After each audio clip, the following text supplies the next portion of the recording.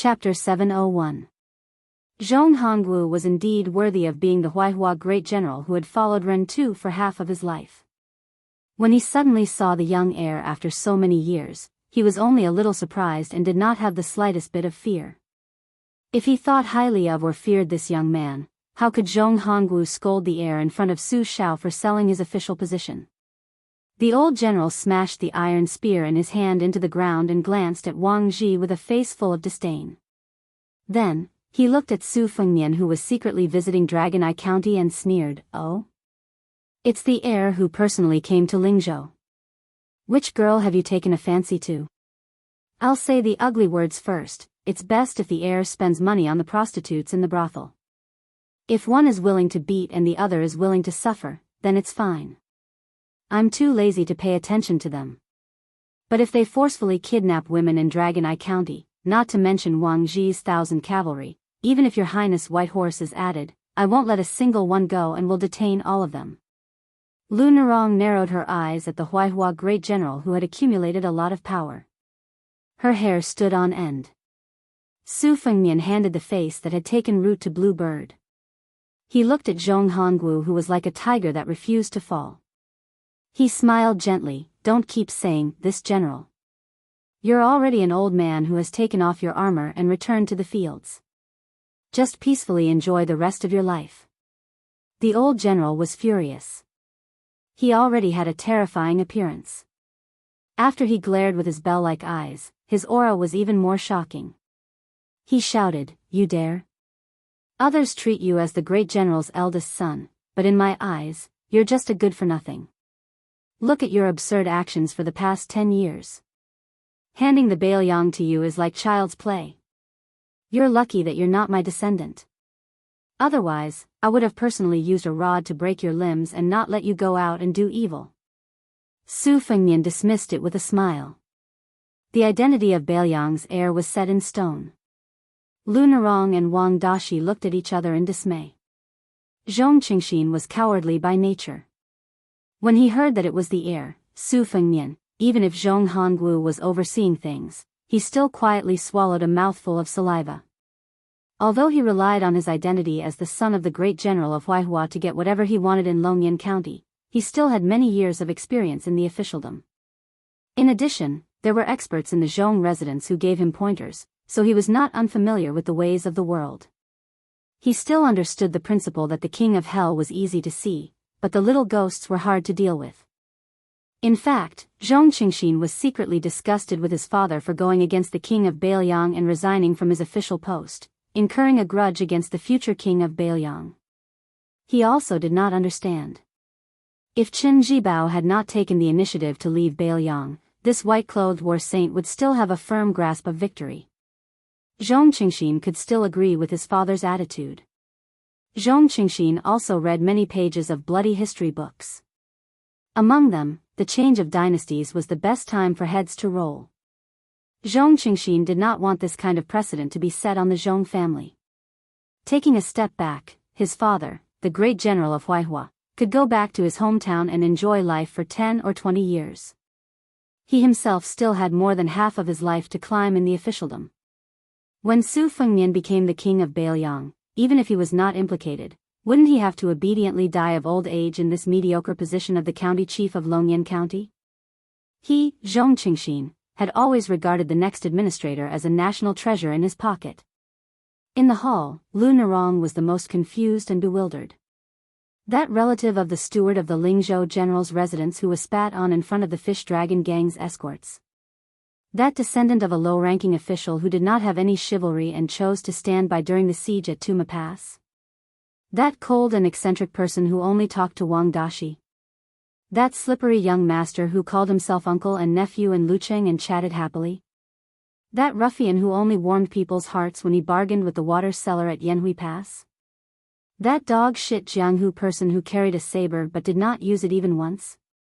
How could he be the hereditary Shitzi of Biyao? His surname was Su, but how could he be that Su Fengmian whom she should not have interacted with in this lifetime? The great general of Huaihua took Su Fengmian's smile as a matter of course and flinched. He waved his hand and ordered, "Release them." Su Fengnian glanced at Zhong Qingxin and the Zhong family scribes, then turned back to look at Zhong Hongwu. Why? Zhong Hongwu was so angry that he laughed. Who do you think you are? Even if the great general is here, I will make you obediently release them. Wang Ji, who had been kneeling on the ground, raised his head and said sternly, Zhong Hongwu, don't take advantage of your seniority. This general can flatten the little Longyan county with 1,000 cavalry. Zhong Hongwu did not even look at Wang Ji. He only crossed his arms and said arrogantly, Are you worthy of speaking to me? Brat surnamed Wang, you also paid Su Fengnian to buy your official title, didn't you? Do you dare to take a trip to the Liangmeng border? Be careful, don't be so scared that your legs go soft when you see the Beiliang cavalry charging. Wang Ji was expressionless. He said coldly, Zhong Hongwu, I respect that you and my father are colleagues. If you humiliate me again, I, Wang Ji, will definitely make you suffer in the future. Zhong Hongwu laughed loudly, Your father? Surnamed Wang? Let this old man think about it. Zhong Hongwu restrained his smile and paused for a moment. He turned his head and said mockingly, In the Beiliang army, there really hasn't been a general surnamed Wang who has caught my eye in these 30 years. Who does that useless father of yours think he is? Wang Ji gritted his teeth and did not say anything. Su Fengnian looked coldly at Zhong Hongwu's domineering attitude. In the Beiliang army, there were many small leaders. Zhong Hongwu had been the commander of the cavalry for nearly 10 years. Among the old generals of his generation, only Yan Wenluan could compare to him in terms of military achievements and prestige. Zhong Hongwu was fully deserving of the title of King of a Mountain. Together with Chen Jibao's line of youths, the three of them restrained each other. Apart from the Great Snow Dragon Cavalry and the Long Xiang Army, most of the power in the Beiliang Army was divided among the three. Among the three of them, of course, the number one Beiliang Protector General Chen Jibao was the leader. Yan Wenluan followed closely behind. The power under old General Yan's command was slightly less than Zhong Hongwu's, but he was far better than Zhong Hongwu, who had a fiery personality. He knew how to manage and cultivate people, and his direct line of descent climbed up the ranks faster than Zhong Hongwu's. Excluding the 80 or so officers with real power, Yan Wenluan had close to 30 people under his command, which was far more than Zhong Hongwu's 10 people. However, the more this was the case, the more Zhong Hongwu did not understand the rules. For so many years, Su Shao had been tolerating him. After Zhong Hongwu reprimanded Wang Ji, he turned to Su Fengnian and sneered, Crown Prince, why don't you untie him yourself? Otherwise, I'll go to the prince's mansion and scold you in front of the Grand General. Su Fengnian, who had been smiling, heard this, his eyes were as cold as water. His tone was slightly surprised. Oh? Zhong Hongwu retorted, what else do you think you're going to do? You're going to follow me to the prince's mansion to beg for forgiveness? Su Fengnian gripped his horsewhip and said to old Chief Lu and the other outsiders, who were treading on thin ice, I'll have to trouble old Chief Lu to leave for a moment. Zhong Hongwu laughed fiercely, no need. You're the one who threw your face on the ground. Don't blame outsiders for stepping on you. Su Fengnian didn't insist. He laughed, I heard that Zhong Hongwu is a true second-level martial master. Invincible in the spring and autumn period? Zhong Hongwu gripped the iron spear that stood upright on the ground. Beating up Su Fengnian 200 times is not a problem. Qin Shiliang frowned and clasped his fingers. Su Beiji smiled knowingly. Qin Shiliang saw Su Beiji's relaxed expression from the corner of his eye. He quietly loosened his fingers. Su Fengnian nodded, okay, then I'll ask for advice. Zhong Hongwu heard this and looked around. He shook his head and laughed, let that little girl in green fight for you? Or let your henchman Wang Ji do it? Su Fengnian, oh Su Fengnian, why don't you let them help you become the king of Beiliang? Su Fengnian lowered one hand and extended the other. His sleeves swept in front of him. 12 flying swords hovered in the air. They were of different lengths and colors. Su Fengnian flicked one of the flying swords and whispered, Tai Ah. Kill the second lieutenant of the hull. The first sword passed through the head. The second time, he flicked the flying sword, Peach Blossom. Kill Tang Zi, the lieutenant of Yi. The third time, he flicked the flying sword, Xian Lei. Kill Tang Duan, the Zhong Mansion's aide. The scholar died in the same way as the second lieutenant in the hall. He died on the spot. Zhong Hongwu's robust body trembled.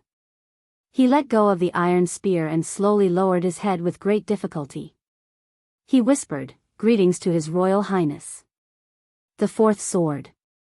Su Fengnian put his finger on the flying sword. "This sword is Huang Tong." He looked at the pale-faced Zhong Hongwu and asked, "Kill Zhong Qingxin?" Zhong Hongwu raised his head slightly. His eyes were mixed with many emotions: fury, malice, resentment.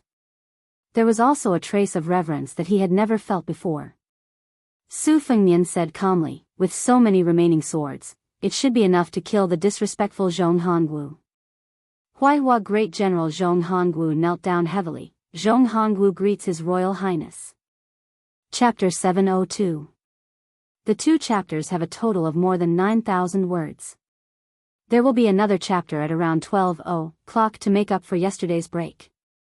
P.S. End of the 2nd volume. Huaihua Great General's kneeling.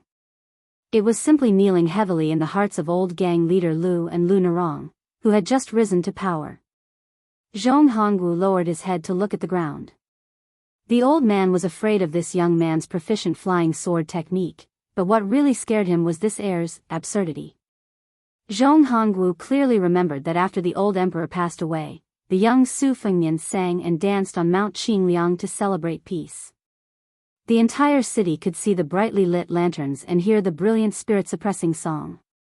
Zhong Hongwu had lived a military life and respected Qin Jibao, but he was not afraid of the white-clothed war saint who never appeared in the world with plum wine. Zhong Hongwu had competed with Yan Wenluan for power for many years, so he was not afraid of this gloomy infantry commander. Because these people were all opponents who followed the rules. For example, Qin Jibao had used a horse to drag Jiang Baikui's wife and son to death in front of the battle, but he would never act so viciously towards his own people. Yan Wenluan would secretly dig a trap for Zhong Hongwu, but she would never tear off all pretense of cordiality. Even a bastard like Chu Lushan, when they met on the surface, he would always smile and appear harmless to humans and animals. But Su Fengnian was different. Zhong Hongwu simply did not know where his bottom line was. This was the most terrifying aspect. If this guy really rode his sword and killed his only son, Zhong Qingxin, or even killed Zhong Hongwu, who was in the gutter, could the king of Biyao kill his legitimate eldest son to pay for the Zhong family's life? Zhong Hongwu was regarded by the upper echelons of Beiliang's officialdom as ignorant of the ways of the world. His cultivation was not as good as Yan Wenluan's, but that was only relative. If Zhong Hongwu was just a military brute who relied on favor and arrogance, he would not have reached the high position of cavalry commander. But today's humiliation was the first time in his life he had seen such humiliation. Zhong Hongwu had already decided that after today, he would return to the Beiliang army, hold the tiger tally in his hand, and have a good fight with His Royal Highness again. If you want to be the king of Beiliang, I can't stop you. But if you want to be the king of Beiliang to your heart's content, you have to go through me, Zhong Hongwu, and the hundreds of thousands of steel cavalry behind me first. Even though this second-level Huaihua Great General was furious and said that he could defeat 200 Su Fengnian, at the same time, he played a trick and used words to block the young heir. In the hall, Su Fengnian, Su Beiji, Chen Shiliang, Blue Bird, and Wang Ji were 5 people. It was obvious that the 2 weak scholars were not worth mentioning. If Su Fengnian let Blue Bird or Cavalry General Wang Ji fight, it would be tantamount to admitting that he could let someone else do everything for him. He might as well just let some random person be the king of Beiliang. It was obvious that Zhong Hongwu was not the kind of general with a one-track mind. Unfortunately, after Dong Tai of the Wu family's sword tomb, there was another freak who had mastered sword cultivation. No matter how good his calculations were, it was useless. Zhong Hongwu was not conceited enough to confront a freak who could control swords for 12 times. In other words, if he lost to Yan Wenluan, Zhong Hongwu would admit defeat. If he died in the hands of Qin Jibao who killed Spear Fairy Wang Xiu, it would be a glorious death.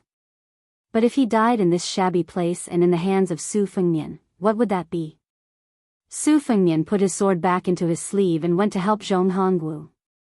When the old general slowly got up, he said softly in a voice that only the two of them could hear, "Do you want to go back and continue to be the Huaihua great general? Maybe it's too late. Yuan Zuozong will soon replace your position as the cavalry commander.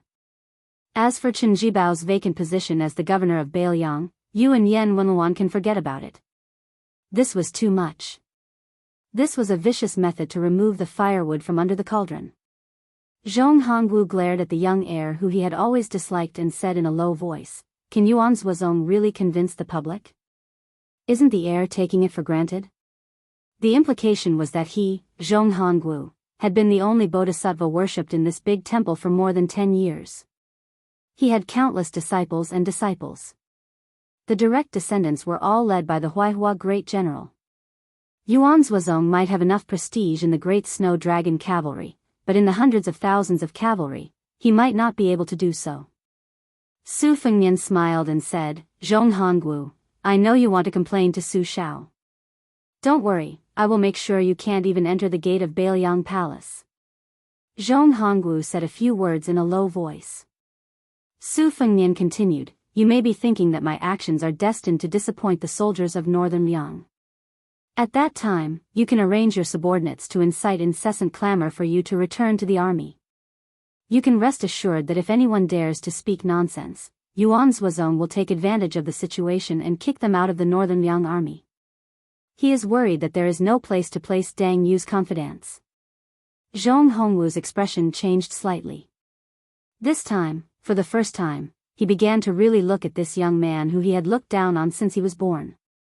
Su Fengnian waved his sleeve and said to Wang Ji with a smile, "General Wang, why don't you untie young Master Zhong and help him up?" This casual wave of the sleeve had already frightened Zhong Qingxin, who was like a bird startled by the twang of a bow. He lay on the ground and cried, "Your Highness, you don't have to untie me. I'll just lie down." Zhong Qingxin was really afraid that the moody His Royal Highness would untie him. If he was unhappy, he would be beheaded by a flying sword. It was safer to lie on the ground and pretend to be dead. Complaints and revenge would have to wait until he safely returned to the Zhong manor. Anyway, Zhong Qingxin had made up his mind that as long as his father did not reconcile with the heir and come to his rescue, he would not get up. Su Fengnian smiled and said, "Your son seems to be the same as me. Why didn't you break his arms and legs so that he wouldn't run out and make a fool of himself?" Zhong Hongwu's face was ashen. He did not say a word. Su Fengnian patted Zhong Hongwu's shoulder in an extremely unruly manner. "I won't see you off. Remember to collect the corpse with young Master Zhong." Zhong Hongwu went to untie Zhong Qingxin with a dark face. He then picked up the corpse of his good friend's son, Tang Duan. As for the second lieutenant, he did not even look at him. Before Zhong Hongwu left the hall, he wanted to pull out his iron spear. Su Fengnian said flatly, "Stay." Zhong Hongwu turned his head and glanced at His Royal Highness, who did not give him any way out. He narrowed his eyes and smiled.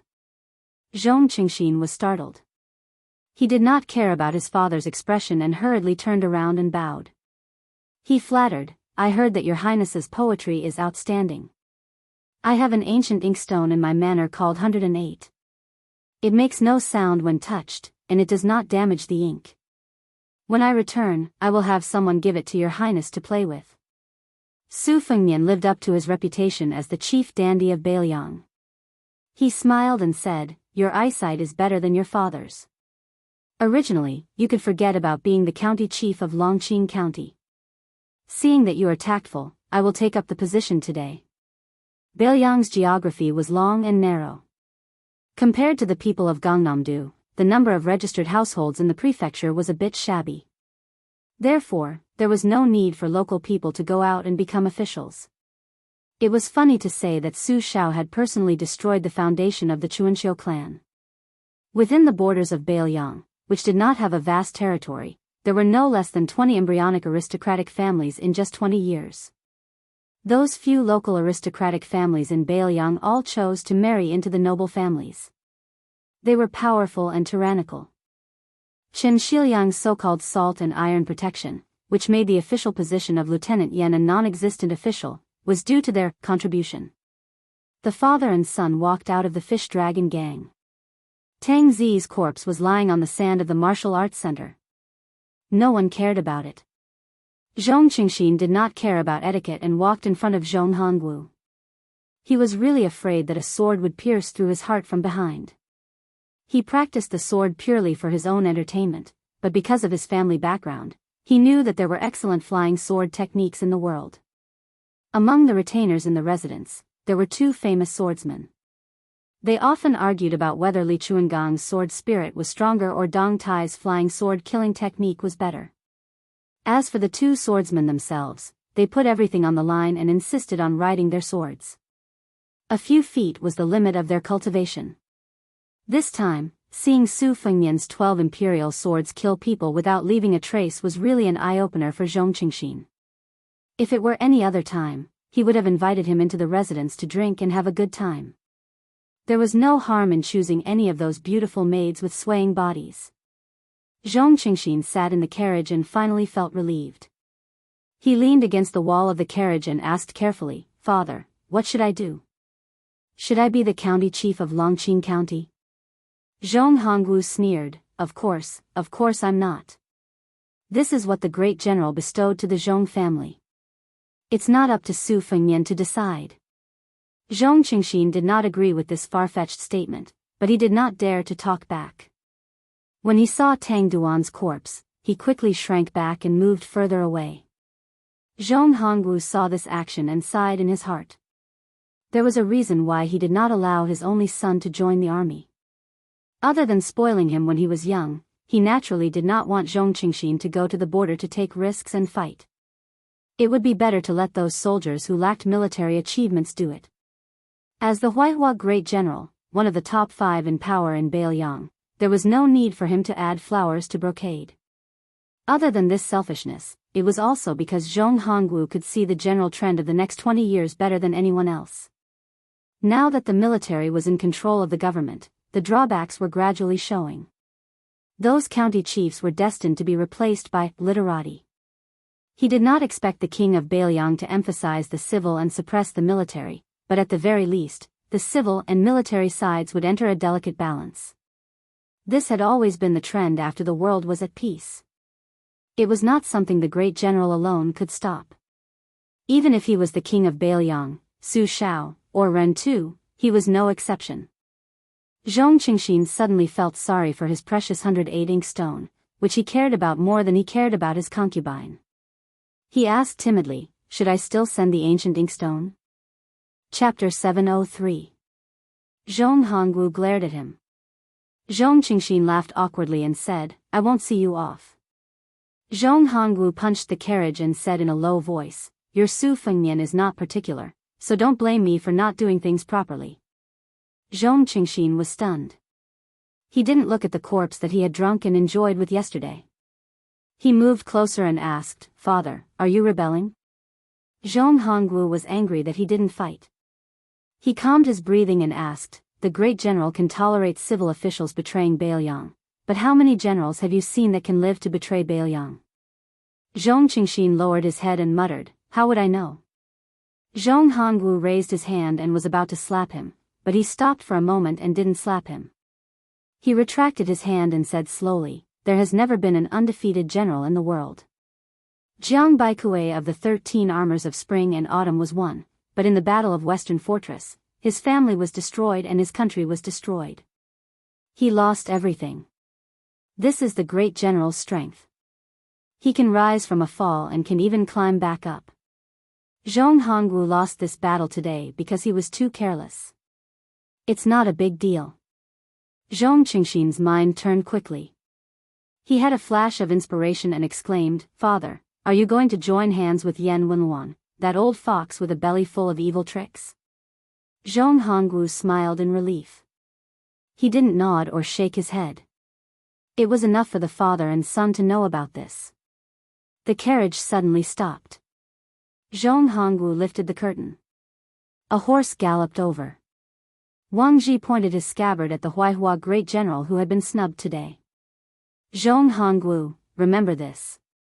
Zhong Hongwu laughed it off. He was about to put down the curtain when he hesitated. Who is your father? Wang Ji sneered, Wang Shirtsu. Then, he rode away. Zhong Hongwu slowly put down the curtain and suddenly realized that this trader from the northern Liang had gone to western Shu to become a dispensable general in the great pass Jianghu. Zhong Hongwu didn't take Wang Ji's words to heart. When the carriage was about to reach the great general's mansion, Zhong Hongwu was suddenly terrified. Some time ago, the great general personally led 10,000 steel cavalry down south, facing off against the 40,000 cavalry under Gu Jintang's former command at the border between Lingzhou and Shuzhou. The king of Biyao took action and put pressure on the border. He was Wang Ji, the son of Wang Shirtsu, the general of the sword pavilion. Prince Zhao Kai went to the western regions with the vase, and then he left without a sound. The crown prince's hair turned white for no reason. Zhong Hongwu clenched his fists and muttered to himself, "What have you done all these years?" Zhong Hongwu walked down from the carriage and said calmly, "Go and deliver the ancient inkstone." Zhong Qing felt a mixture of worry and joy in his heart. He asked tentatively, "You want someone else to deliver it?" Zhong Hongwu finally delivered that resounding slap. The atmosphere in the Fish Dragon gang was very awkward. Old gang leader Lu and several old men knelt down and kowtowed to His Royal Highness. Their explanations varied. Some called themselves commoners, while others didn't forget to name themselves. They didn't even omit their own nicknames. Su Fengnian smiled and asked them to get up quickly. As for Lu Narong, who stubbornly refused to move, and the young Wang Dashi, who was completely stunned, he didn't care. The old men were all people who had lived for 50 or 60 years. They soon took the initiative to leave. They were happy to see the turtledove taking over the magpie's nest scene. Old gang leader Lu winked at his granddaughter Lu Narong and went to appease the gang members. He only dared to say that the storm had calmed down. He didn't even dare to say that His Royal Highness had personally come to the Fish Dragon gang. After Wang Ji left, the hall was filled with the Crown Prince's confidants who were qualified to know the secret of the assassination at Iron Gate Pass. Su Fengnian joked, "Shiliang, let's make a bet." Qin Shiliang smiled and said, "Let's bet on whether the ancient inkstone will be delivered or not. Will Zhong Qing give it to you personally?" Su Fengnian nodded and said, "I bet that he won't deliver it, let alone young Master Zhong. If you win, the ancient inkstone will be yours." Qin Shiliang smiled confidently and said, "Then I'll use this ancient inkstone to grind the dragon painting and give His Highness the 3 dragons shaking the sea painting." Su Beiji raised his porcelain cup and took a sip of tea. He said slowly, "You're forcing Zhong Hongwu to side with Yan Wenluan." Su Fengnian sat back in the armchair, loosened the whip, and leaned back. He said, "I'm afraid Yan Wenluan won't agree easily. But if the fire is too big, it won't be easy to clean it up. I'm also in a difficult position. Otherwise, I'll let Zhong Hongwu return and send a secret letter to Yan Wenluan, or send a confidant to deliver the message. That would be the best." Su Beiji shook his head and said, "Yan Wenluan knows the big picture and is known as the Clay Buddha. Unless Zhong Hongwu spends a lot of money, he won't be able to shake this big Buddha. If he was still the powerful Huaihua great general, then there would be some possibility. Now that he's lost his power and fallen into the water, I'm afraid it'll be very difficult to drag the clay Buddha down with him." Su Fengnian said shamelessly, "Where there's a will, there's a way. We have to believe in Zhong Hongwu's ability." Su Shao had previously asked Su Beiji and Qin Shiliang to submit secret memorials regarding the change in Beiyang's military structure. The two of them took different routes to achieve the same goal. Both of them wanted to cut the Gordian knot and directly start with the top brass. Chu Lushan, as the Protector General of Beiyang, made an exception to promote a large number of young and strong officers. This came from Qin Shiliang's memorials. And they had to force Zhong Hongwu and Yan Wenluan to withdraw from the border and retire behind the scenes. This came from Su Beiji's plan. The general outline was that if you don't withdraw, I'll make you have no choice but to withdraw. One was an overt scheme, the other was a conspiracy. Wang Dashi wanted to say something but stopped, not daring to interrupt. Su Fengnian turned his head and laughed. What's wrong? Wang Dashi realized in hindsight and blushed. He asked, Young Master Su, are you really Bailiang's His Royal Highness? Su Fengnian teased, am I not allowed to roam the Jianghu like you? The youth scratched his head and laughed foolishly. You can. Su Fengnian laughed and asked, how's your practice of the fist technique I taught you?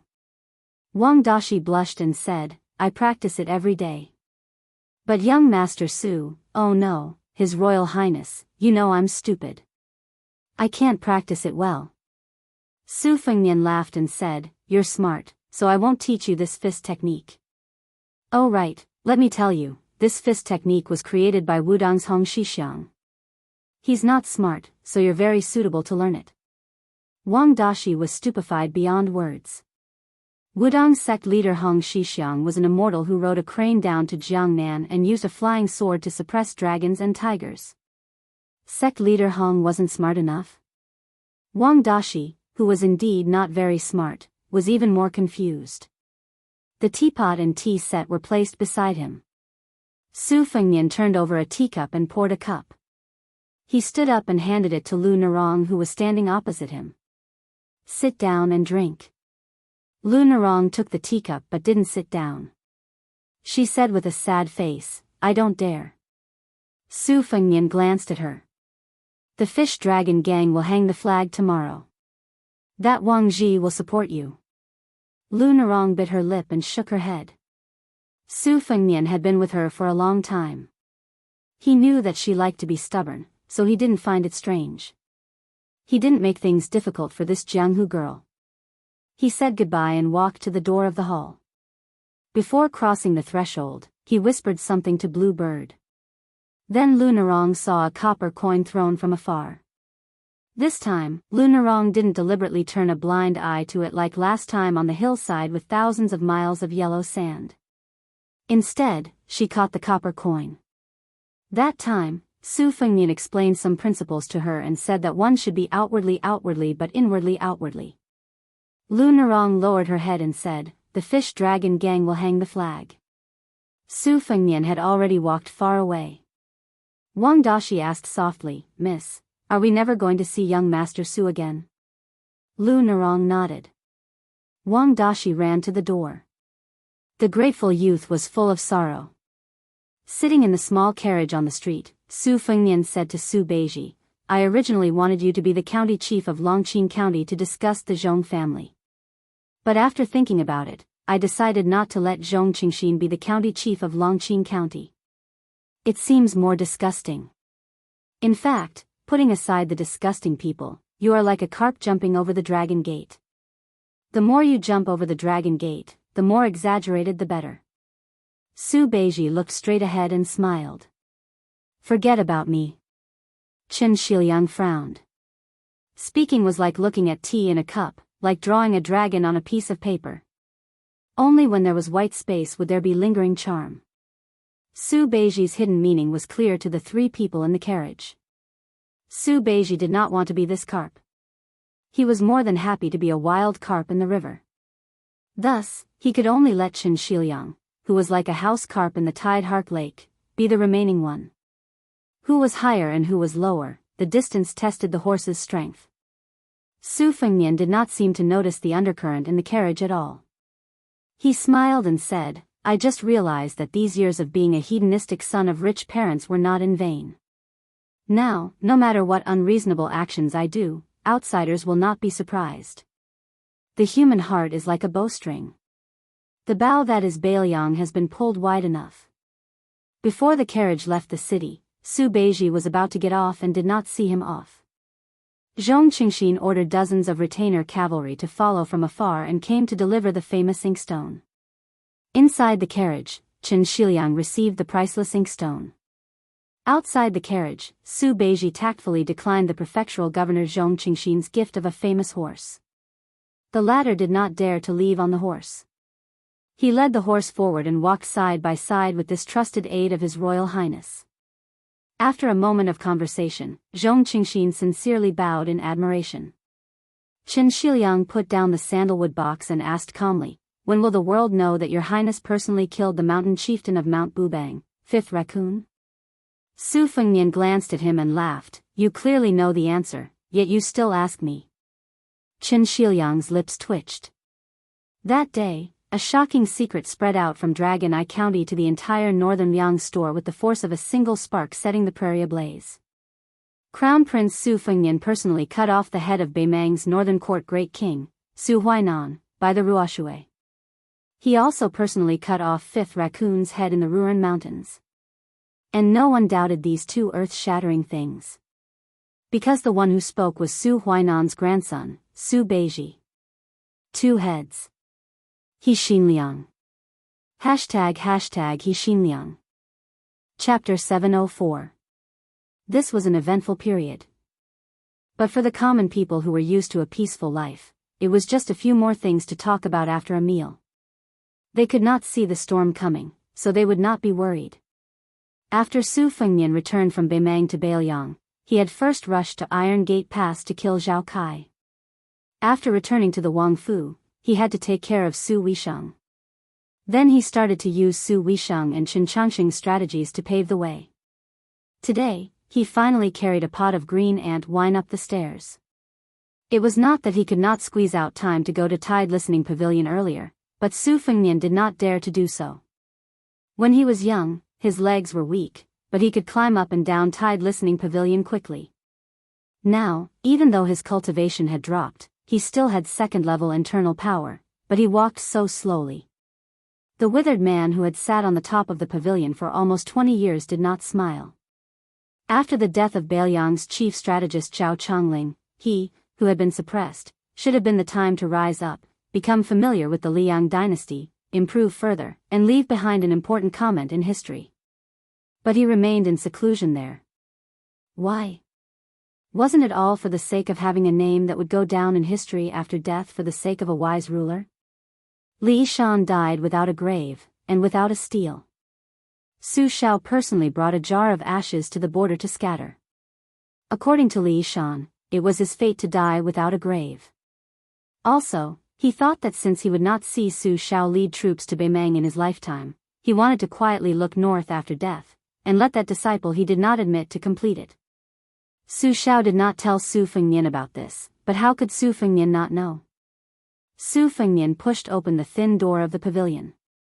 It was dark and gloomy. He placed the green ant wine on the desk and lit the copper oil lamp at the corner of the desk. There was an ordinary and lonely brush hanging from the brush holder. Unlike the messy books on the floor in the past, Su Shao had probably organized them personally. But the room seemed even more empty and lonely.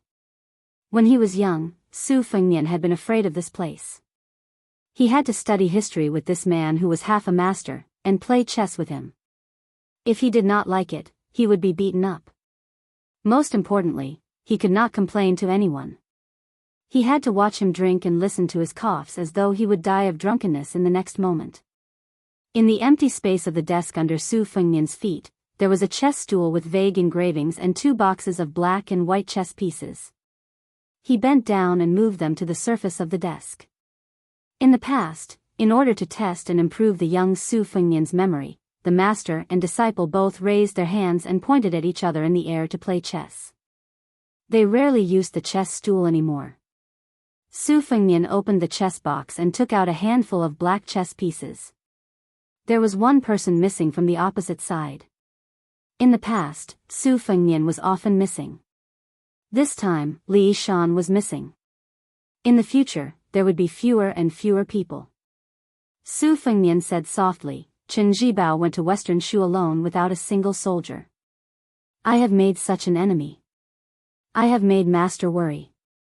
Chen Zhibao left without any attachments. But his trusted subordinates who were willing to die for him, almost 100 of them left. I told Su Shao not to stop them. If you want to scold them, then scold them. In the future, if by any chance he lost, there would be unofficial history saying that the second muddle-headed king of Bailiang let the tiger return to the mountain, let 100 riders enter Shu. Su Fengnian was indeed unable to bear such a big responsibility. Qin Jibao's talent in generals is only inferior to Su Zhao's. His talent in generals and soldiers is unrivaled in the world. When he arrived at Western Shu and became the king of Western Shu, I am afraid in a few years he would have several tens of thousands of elite troops ready to fight and defend. However, I think that since I am destined to fight him, I might as well fight him fair and square. I don't want to use those low-class crafty plots and machinations. Nangong Push, who was in closed-door training with you in the pavilion, has already come out to intercept and kill Han Diaoxi. I don't know if it's because Quan Castrator is one of White Fox's 4 enemies. Before I killed Raccoon Diwu and Beimang, I thought that in this life, I could catch up to his realm in one go. I did not think that after the Battle of Iron Gate Pass, would be beaten back to my original state. It seems that Master has never rejected letting me practice martial arts. In the 9 rounds of listening to the tide, there was one round where you and Su Xiao bet on whether I could enter first rank. I entered first rank and then fell out. Now, I don't know if I have disappointed you. According to your arrangements, Murong Tongwang brought an enigmatic face and hid in the Beimang court. Xu Xiu also went to Xiangfan City. She used 10 years of her life to exchange for the glory and wealth she dreamed of. She is not a Wang Fei, but she is better than one. As to whether Murong Tongwang can take root, and whether Xu Xiu can succeed, Zhao Sun and that Lu Su who brushed past me, you said that man proposes, God disposes. I can wait. Su Beiji and Chen Shiliang each have their own merits. It is hard to say who is like you and who is like Chen Shiliang. I left Su Huainan's head by the Ruo Shui. As expected, Su Beiji willingly told the truth. He is an extremely magnanimous counselor. He does not stick to the back of the curtain, and he comes up with many stratagems. He is also very familiar with politics, and his gift of foresight is even more outstanding. If nothing unexpected happens, I will make him the first choice for the next administrator. Chen Shiliang was born a poor scholar, but he is first class in recognizing strategy and literature. You once commented that strategists should plan for themselves, for others, for the army, for the country, and for the world. They should advance step by step, and only when they have achieved their own peace can they help others devise strategies. You said that strategists' talent in military strategy is something that can only be discovered but not sought. You yourself are a scholar, but you do not recommend that scholars give advice on how to conquer an army. You can skip this realm, but you must have the vision to plan for the country. You even said that Northern Liang's chess game is a helpless game of governing an orphan. You can only seek victory amidst danger. Strategists do not have to deliberately seek to rule the world. If they use this as their goal, they will have to destroy the wealth that Northern Liang has painstakingly accumulated over the past 20 years. Beiliang can only lose once, but Beimang and Liang can lose many times. I don't mind being a man with my tail between my legs. After all, after so many years, I have already become accustomed to it. My heir Jia is probably qualified for the important task of strategizing. I will make Wutongan into a strategic location similar to Guangling Wang Zhaoyi's spring snow building. Who said that women are like that Longquan kiln, which has never been passed down from generation to generation? Su Fengnian rambled on like this. He was originally not a long-winded person. He was like this when he killed the enemy. During the Qingming festival, he killed Tao Qianji, the devil Xia Ling, Tuoba Chunsen's retainer, and the 5th raccoon of Mount Tibing. Su Fengnian lowered his head and said, "You once used your ghost skill to evaluate several strategists in the world. Among them, Huang Longsher won first place, obtaining 76 pieces. Yuan Benshi, who has always been hiding behind the emperor, came in second, obtaining 67 pieces. Today, I will be bold enough to give Master the final verdict. During the spring and autumn period, you helped Su Xiao, which was tantamount to helping the Zhao family's son of heaven to seek the world and unify the Central Plains. The Liang dynasty's territory was vast, no less than the great Emperor Qin's kingdom 800 years ago. 10 pieces, 10 pieces. Su Fengnian placed 10 pieces on the go board. Seeing through the matter of foresight, Master almost single-handedly advised Su Xiao not to strive for the world and not to sit on that scalding hot dragon throne. 6 pieces.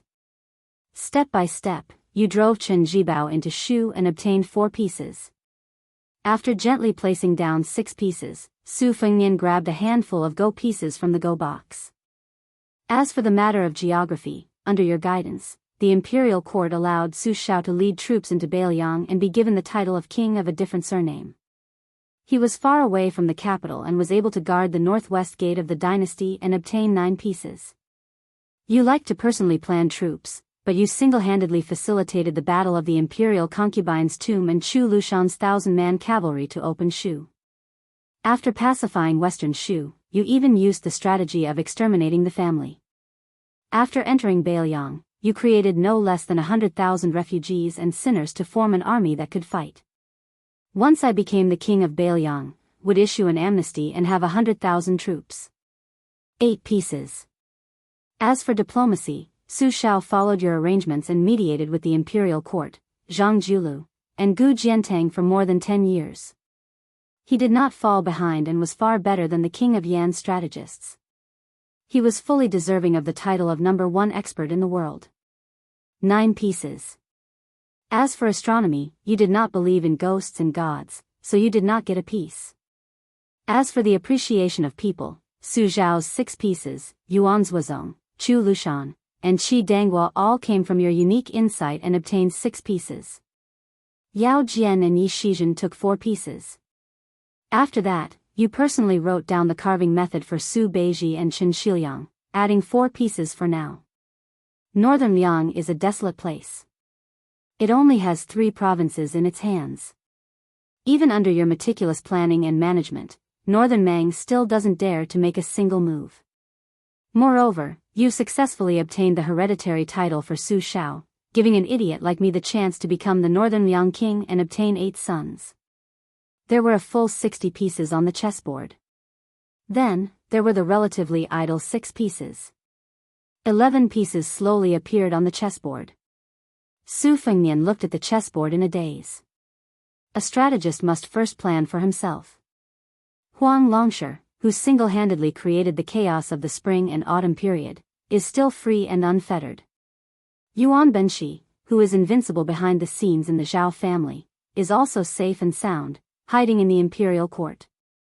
The king of Yan's chief strategist is above tens of thousands of people in Nanjiang, enjoying the riches and honor of the mortal world. Master, what about you? He lifted a pot of green ant wine. He poured the wine on the chessboard. After pouring out all the green ants in the pot, Su Fengnian, who was alone in the room, had tears streaming down his face. He choked and said, Master, who do you want me to bring wine to in the future? Chapter 705. There are 2 more chapters to make up for yesterday's update. The sky gradually turned dark. Su Fengnian walked out of Su Weisheng's room that was filled with the smell of medicine. Cucumber, the maid, had been sticking to the crown prince, whom she hadn't seen in a long time. She sniffed at the door and wanted to take off the sachet at her waist and hang it on the crown prince to wash away the smell of medicine. However, Su Fengnian shook his head and walked into the courtyard with her. Seeing Su Shao dozing off on the stone bench, Cucumber covered her mouth and smiled. She tiptoed out of the courtyard so as not to disturb the king of Biyao and his royal highness time together. Before leaving, she looked back and saw the crown prince's white hair, which made her worried. The moment Su Fengnian sat down, the dozing off Su Shao woke up. He rubbed his cheeks and said self-mockingly, I get sleepy when I'm old. I remember when I was young, whether it was killing enemies or running for my life, I didn't sleep for 3 days and 3 nights. I didn't see any fatigue. As long as I had a good night's sleep, I could eat 4 to 5 kilograms of cooked meat when I woke up. I really have to admit that I'm old. Su Fengnian smiled. A real man doesn't talk about his past glory. Who hasn't aged before? You're not a Taoist who hides in a cave to cultivate immortality. Moreover, with your comprehension, you want to achieve immortality? You've been a level 2 master your whole life. Look at General Gu Jiantang, who's even younger than you, he's already on the martial ranking. Aren't you ashamed? Su Shao wanted to laugh out loud, but he didn't dare to disturb his daughter who was recuperating in the room. He pulled up his sleeves and put his hands in his sleeves. He didn't look like the king of Biyao, nor did he look like a general. Instead, he looked like an old man who didn't have to worry about food and clothing. He laughed softly. "You don't understand. I'm already a father, and at my age, I don't care about martial arts or the size of my official title. In the end, I'm still comparing my own son. Look at Gu Jintang's children. The boys aren't good at martial arts, and they look ugly. The girls aren't outstanding either. Gu Jiantang wants to compare himself with me, Su Shao. I don't even want to talk to him. He can go play with his blade." Su Fengnian laughed mockingly. "You're taking it easy." Su Shao turned his head and looked at the yellow crane tower at the top of Mount Qingliang. He suggested, "Let's talk while we climb." Su Fengnian nodded. He waved his hand and called the head servant girl from his second sister's courtyard over. He asked for 2 jugs of warm yellow wine. He got up and handed one to Su Shao. "Drink less, green ant. I feel like my throat is smoking. Since you've convinced yourself that you're old, drink more yellow wine in the future. It's good for your health." Su Shao smiled and took the yellow wine. He took a small sip and walked out of the courtyard, following the main path of green stone toward the top of the mountain. When the king's mansion was built, according to the king of Beiliang's wishes, gold and jade would fill the hall. He wished he could just use gold to pave this path. Later on, his wife said that green stone slabs were fine. It also had a good meaning of the path to the clouds. One didn't ask for a meteoric rise. No matter how hard it was for one's children and grandchildren to walk, they would still reach the clouds. Su Shao agreed without hesitation. Back then, he personally participated in the hard work of carrying stones and paving the path. The father and son leisurely climbed the mountain. Su Fengnian said, "Chu Lushan has gone to Beiliang to be the protector general of Beiliang. He will be promoted to general of hussars. Because Qin Shiliang is preparing to organize the ranks of the Beiliang army, many of the miscellaneous titles will be abolished. There will only be 8 or 9 left. The title of captain will be more valuable than before. Let's start with the title of general of hussars without the word da."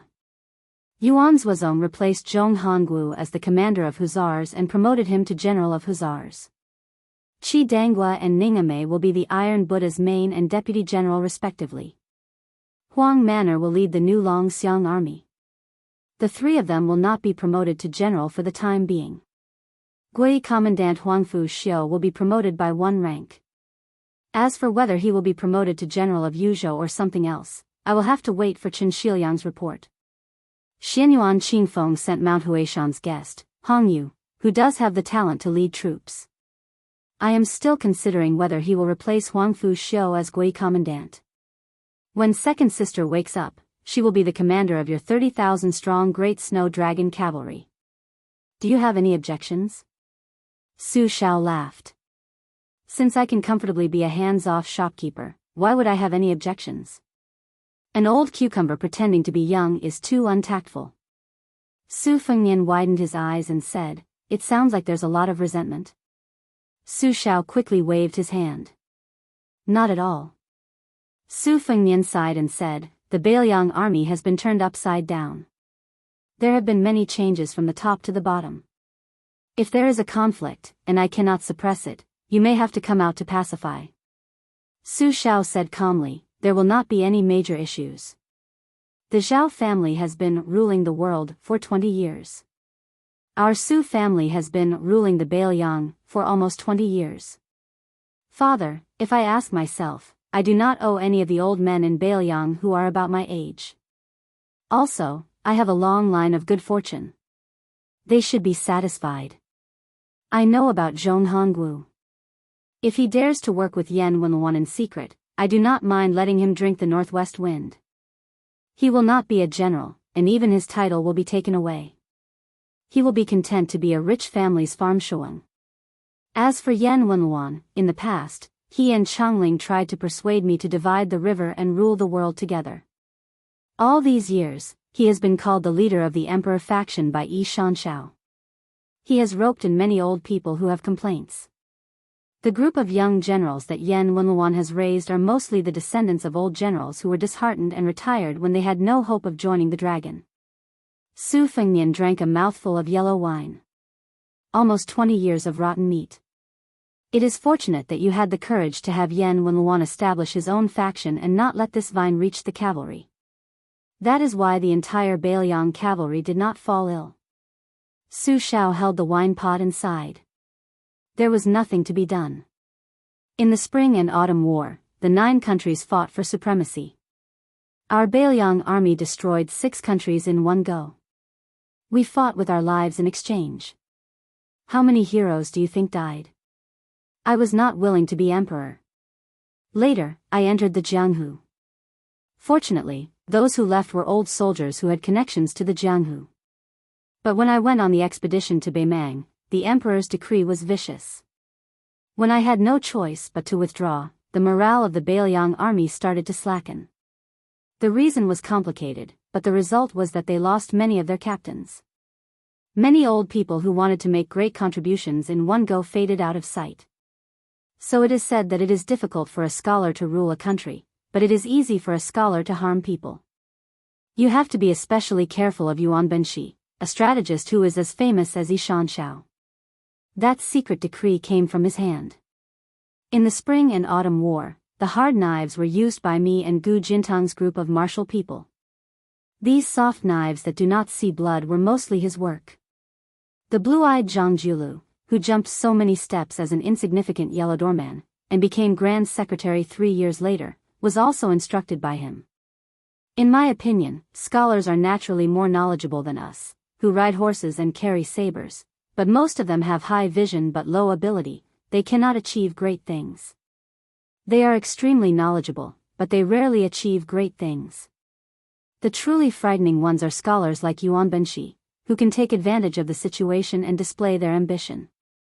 Before the current emperor ascended the throne, he sincerely said, "I am willing to be Mr. Yuan's puppet." Therefore, Yuan Benshi let him become the emperor. Zhao Heng, that woman, must have hated this Mr. Yuan, who made her lose the dragon throne. Haha, that resentful woman, Zhao Heng, before she died, it was rare for her to be a man. He used his death in exchange for Zhao Sun's hereditary succession. If he had this kind of mentality 20 years ago, there would be no such thing as the current emperor. That blind man called Lu Su, his eyes are blind, but his heart is lively. He wrote 2 strategies and 14 strategies beautifully, even I can understand it. I heard you played chess with him at Yongzi Alley. Why didn't you directly capture him and make him Biyao strategist? Chapter 706. Su Fengnian shook his head. I didn't have time to take care of him at the time. Of course, the main reason was that I didn't believe in my luck, so I missed the opportunity. There are some regrets, but I don't really regret it. I've experienced Zhao Sun's ability as king of Jing'an. He's very good at enduring, but he's still not as good as his father. Without Lu Su, the king of Jing'an's vassal state would definitely have to be guarded by someone with great talent and bold vision. At that time, Biyao would feel even more uncomfortable. It's better to let Zhao Sun fiddle around there. The vassal state has to enter the capital to meet the emperor every 4 years. If he dares to bring Lu Su along, I'm worried that he'll be poached. At that time, this once-in-a-century civil official vassal state would become the biggest joke. Su Shao smiled with gratification. You're worthy of being my son, Su Shao. You're so domineering. Su Fengnian smiled helplessly. Su Shao laughed. Outside Dunhuang, 1 man and 1 sword guarding the city gate. That's quite domineering. No wonder that girl Sweet Potato is so dead set on you. Su Fengnian stopped when they were still some distance away from the top of the mountain. Together with Su Shao, he looked at the panoramic view of Liangzhou. Yi Shizhen and Chu Lushan, one in the open and one in the dark, control the Biyao spy agency. Since Lu Qiu'er became the protector of Biyao, she has to spit out a piece of meat. I plan to let Chen Shiliang take care of it. As for Yi Shizhen, do you have a suitable candidate in mind? Su Shao asked softly, why don't you choose Su Beiji? Su Fengnian shook his head. I want him to be wholeheartedly focused on becoming the next administrator. He'll be too distracted if he's involved in the spy agency. Spies are small and meticulous, but the administrator requires big plans. Besides, Su Beiji's health isn't good. I don't want him to follow in my master's footsteps. Su Shao nodded and gazed off into the distance. As they continued to climb the mountain, Su Shao said, Wuqi should have already entered Shu from Beimang and joined Qinjibao. Su Fengnian said bitterly, this trip to Beimang was very difficult, but I didn't even get to meet this uncle. Su Shao shook his head and said, maybe you have, but you just don't know. You don't have to think too much about it. The fate between relatives has come to an end. Su Shao continued, no one's son is born rich, and no one's son can't die. My son is no exception. If he wanted to inherit the family business, he had to rely on himself. For the past 20 years, I have been waiting for you to grow up, while Qinjibao has been waiting for you to die. My friendship with old Chen's family ended after he went to Iron Gate Pass and tried to kill you and Zhao Kai. This is also good. No one has wronged anyone. Fengnian, I forced you to travel 3 times. Don't blame me for being cruel. Su Fengnian joked, I know you are holding a grudge. I beat you with a broom so many times. Su Shao almost laughed until tears came out of his eyes. He coughed a few times and drank some warm wine to calm himself down. Finally, they reached the top of Mount Qingliang. The weather was clear and the view was excellent. Su Zhao's body was slouched, and he squinted at the west gate. Among the 6 kings, besides father, the king of Yan, Zhao Bing, has the strongest army. When the emperor wanted to make Qinjibao the king of southern Jianghu, he had the intention of keeping Zhao Bing in check. The king of Guangling, Zhao Yi, was born of the same mother as the emperor and was highly regarded. The beating on the surface was nothing more than an act for outsiders to see. The left servant of the province, Sun Shiji, was made the Guangling magistrate because he was worried that Zhao Yi's methods would be too extreme and cause criticism. It would be difficult to guarantee that the Liang dynasty would be the 3rd hereditary ruler. The emperor's treatment of these 2 men showed how close he was. The king of Jiaodong, Zhao Sui, because he was in charge of the 2 Liao, he inevitably had some friendship with me. Over the years, he was dealt with by the emperor and Zhang Julu and Gu Jiantang. His situation was indeed a bit bleak. But although he was born in the emperor's family, his personality was rare and straightforward. After a heart-to-heart, he was trustworthy. Not to mention the king of Jing'an, Zhao Sun, the king of Huainan of Xiongzhou, Zhao Ying, was originally very similar to the old emperor. It was just that he lacked fate. Moreover, he had to be pure and simple. Among the 5 kings, he was the most severely suppressed and did not have any real power. This time, the kings will enter the capital as usual. I definitely won't go, but Qinjibao, who has not been made a king yet, is destined to go. Therefore, it will be a big scene of the 6 kings entering the capital. Su Fengnian shook the empty wine pot and asked, the crown prince has not been decided yet? Su Shao smiled and said, if nothing unexpected happens, the 4th prince, Zhao Zhuan, will be made the crown prince before the other princes are made kings. Who let this kid be favored by Yuan Benqi? Su Fengnian frowned and said, isn't it said that the eldest and not the youngest, the legitimate and not the illegitimate? Although Zhao Zhuan is the legitimate son, the 1st prince, Zhao Wu, is the legitimate eldest son. Su Shao handed the wine pot, which was still half full, to Su Fengnian and said calmly, Zhao Wu's character is unyielding. Now that the world is at peace, what he needs is stability and stability. He does not need a crown prince who is suitable to fight for the throne. Zhao Zhuan is different. He has been smooth and slick in dealing with people for many years. He is destined to amaze the world with a single brilliant feat. Another important point is that their mother, Empress Zhao Ji, seems to have secretly instilled in them the idea that one day the older brother will be a general and the younger brother will be emperor. Although Zhao Wu has a bad temper, he has believed in Zhao Ji's words since he was young. He also has a very good relationship with his younger brother, Zhao Zhuan. I believe that there will not be too many twists and turns when the crown prince position, which has been empty for more than 10 years, rises to the surface. Fengnian, you have to know that the Green Party, which is attached to the first prince, is already divided beyond recognition. The group of scholars in the northern land who are fighting for power with the scholars in Jiangnan, although they have bet heavily on Zhao Wu, as long as Zhao Wu can smoothly go to the two Liao provinces to guard the border, Zhao Zhuan will certainly compensate these people when he ascends the throne in the future. For them, their immediate interests will not be damaged, but will instead increase. Right now, their complaints will not be too big, and they will not dare to be too big. As for the second prince, Zhao Bo, who is supported by the most powerful faction in the court, Zhang Julu and the emperor are only acting as a smokescreen. It is not worth mentioning. Su Fengnian took a sip of wine. Su Xiao smiled and said, the newly favored eunuch, Song Tonglu, is in charge of the Directorate of Ceremonies. After the cat Han Sheng left the capital, although he has not directly become the head eunuch of the Directorate of Ceremonies, he has taken over the Directorate of Ceremonies from his master. The court knows that I will obviously not pay attention to the show of the crown prince ascending the throne and the princes going out, so they had Song Tonglu come to Biyao in private and bring you 2 sets of the crown prince's makeup clothes. One is red and the other is white. The white set is specially made for you.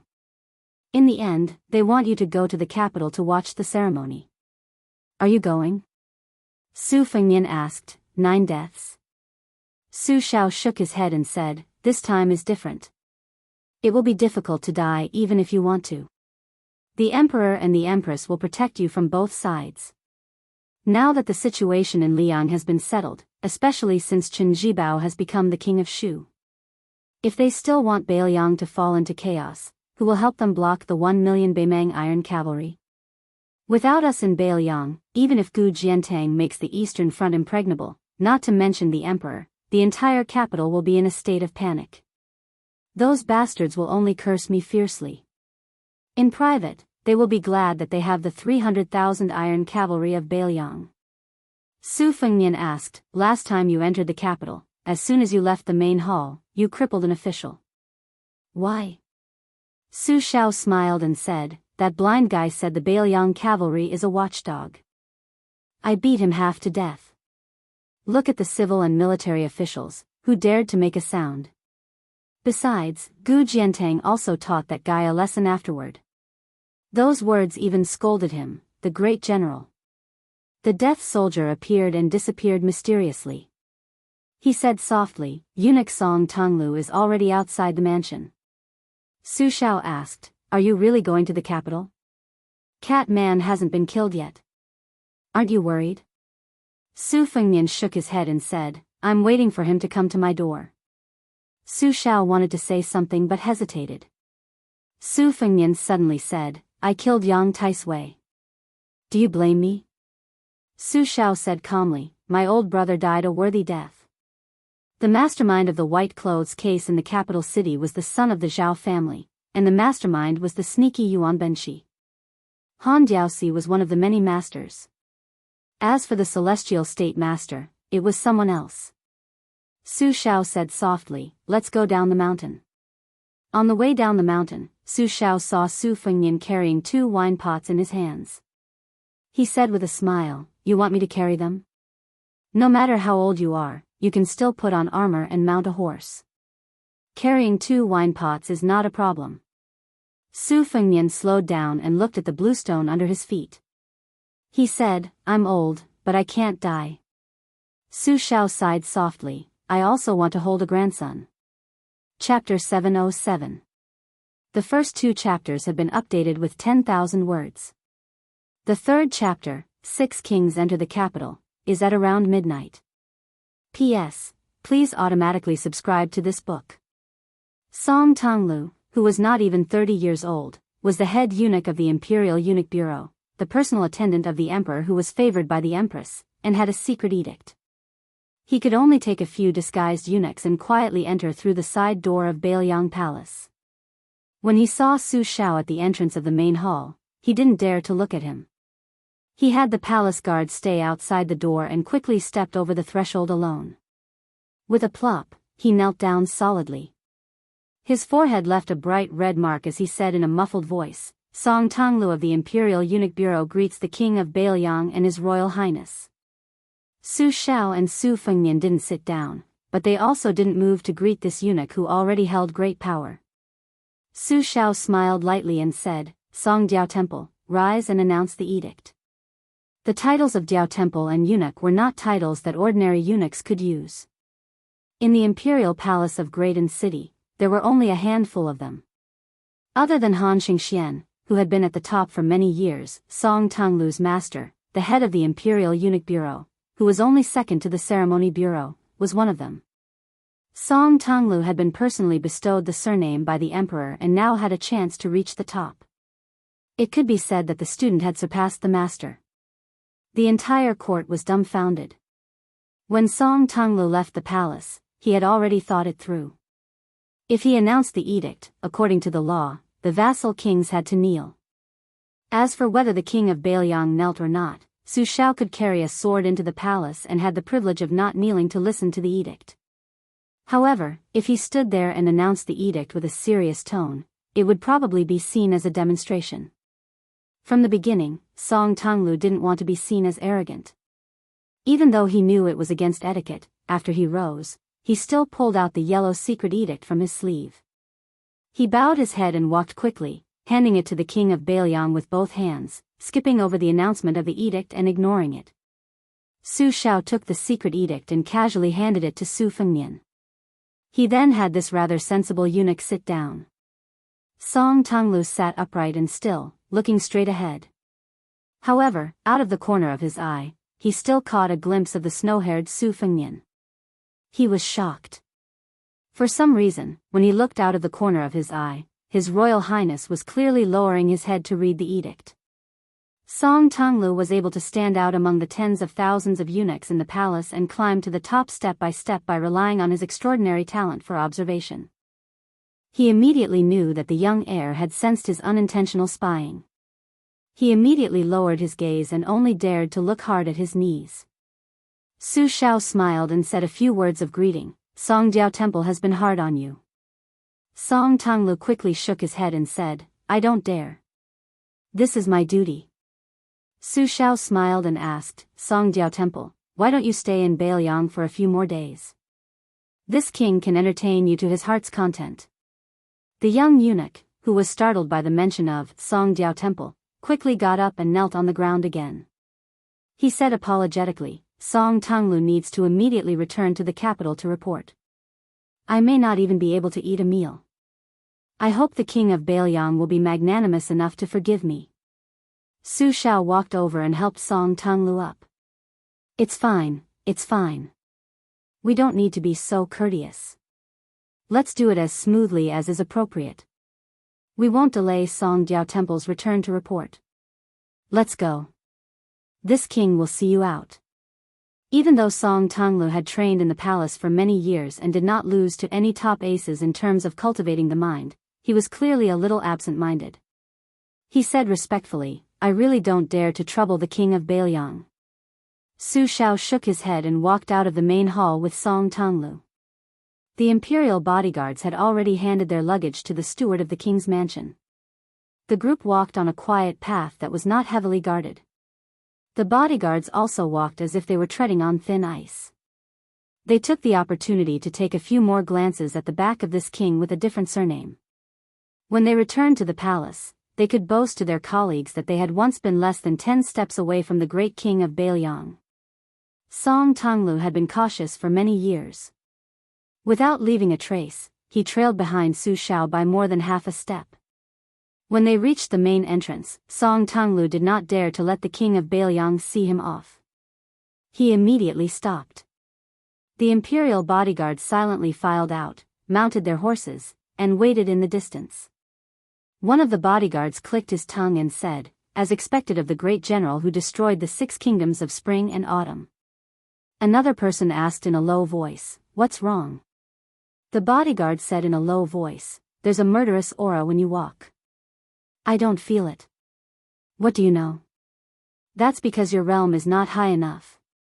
No wonder people say that the king of Biyao can kill with just a stare. He can directly scare people out of their wits. Fortunately, Songjiao Temple did not offend him. Otherwise, wouldn't we be killed with just a stare? One of the oldest and calmest bodyguards did not know whether to laugh or cry when he heard the ridiculous conversation of the younger generation. At the door, Su Shao said softly, "Everyone says that when you were on duty at the Directorate of Credentials in the Songjiao Temple, you were cautious and conscientious. You were in charge of the ancient and modern collections of literature, pasting yellow papers, and other trivial matters.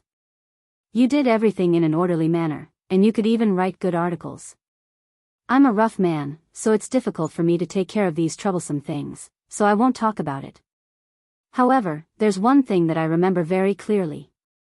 The content of the hereditary edict of my family's year of Feng was written by you. Someone in the residence said that you wrote it well, and I'll remember this favor. In the future, if you need my son, Feng Nian, the new prince of Northern Liang, just let me know. I won't dare to boast that I'll help you settle it." Songjiao Temple felt as if he had been struck by lightning. He subconsciously wanted to kneel again. Su Shao held his hands and scolded jokingly, "A man has gold under his knees. What is there to kneel for? Song Tonglu, if you have the chance to come to Bailiang Palace again, you don't have to remember this. This has nothing to do with your status. This king is indeed unreasonable and only cares about friendship."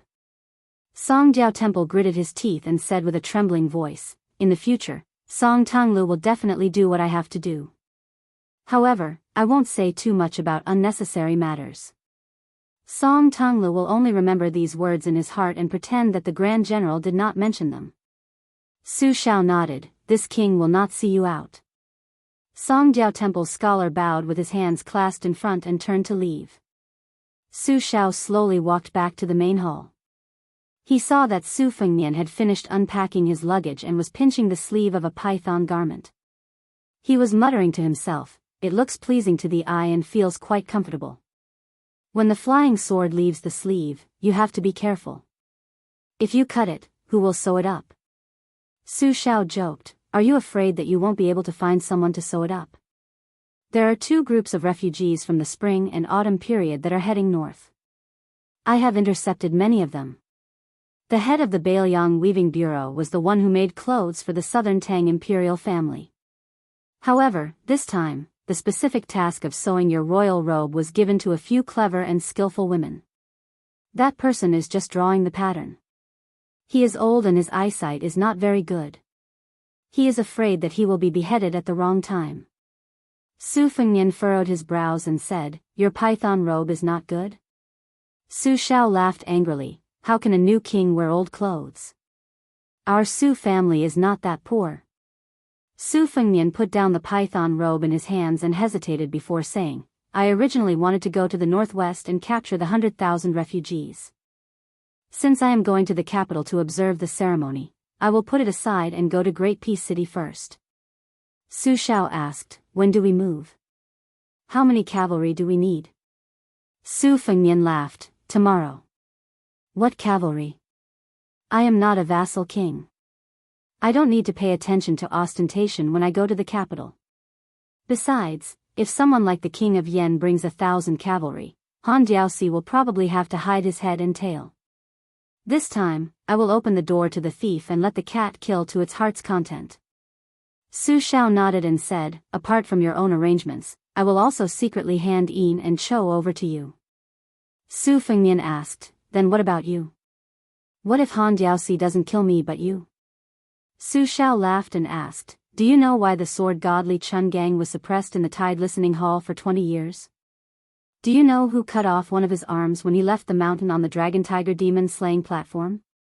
Su Fengnian was dejected and speechless. Su Shao sat in his chair and said indifferently, "Go to the capital without worry. You don't need to worry about father's safety. There are as many people who want to kill me as carps crossing the river. I have plenty of ways to deal with them." Yin's sinister voice entered the father and son's ears again. "Nangong Push has already returned to the pavilion. Xianyuan Qingfeng is in the pavilion in the middle of the lake. Both of them are heavily injured." Su Fengnian asked, "Wu?" Yin replied stiffly, "Reporting to your highness, they are safe and sound." In the eyes of the earthly branch loyalists, the life and death of their comrades were insignificant. Su Fengnian stood up and went to the tide-listening lake. The young loyalist squatted by the lake, sulking. Su Fengnian walked over and saw him turn around with a guilty expression. He laughed and said, "Go eat your meal and then come with me to the capital tomorrow. There will be plenty of opportunities to exchange blows with Han Diaoxi." The youth jumped up and smiled brightly. "Really?" Su Fengnian raised his leg as if he was going to kick him into the lake. This lively and not gloomy youth grinned and jumped into the lake himself, happily paddling to the opposite shore. Su Fengnian smiled knowingly and walked toward the pavilion in the middle of the lake. As he approached, he saw Xianyuan Qingfeng sitting dejectedly against a pillar. Su Fengnian narrowed his phoenix eyes and sat down lazily. He mocked, "Both of you are Xian finger experts, but Han Diaoxi, the number 2 Xian finger expert in the world, is much more powerful than you, old Daoist."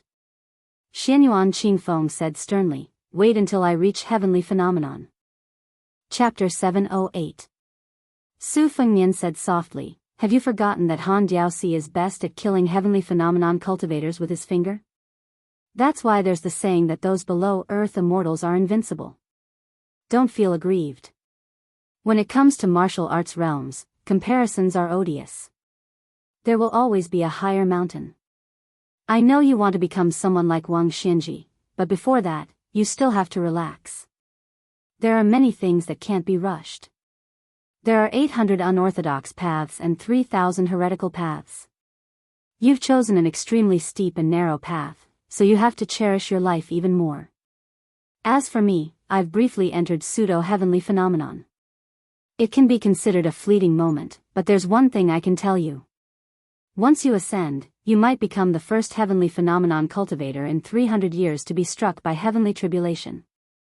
Heaven's net has long arms. You won't be able to escape." Xianyuan Qingfeng's face instantly paled. Su Fengnian stood up. "Come with me. Since you've given me your proof, I can do a big business with you without worry.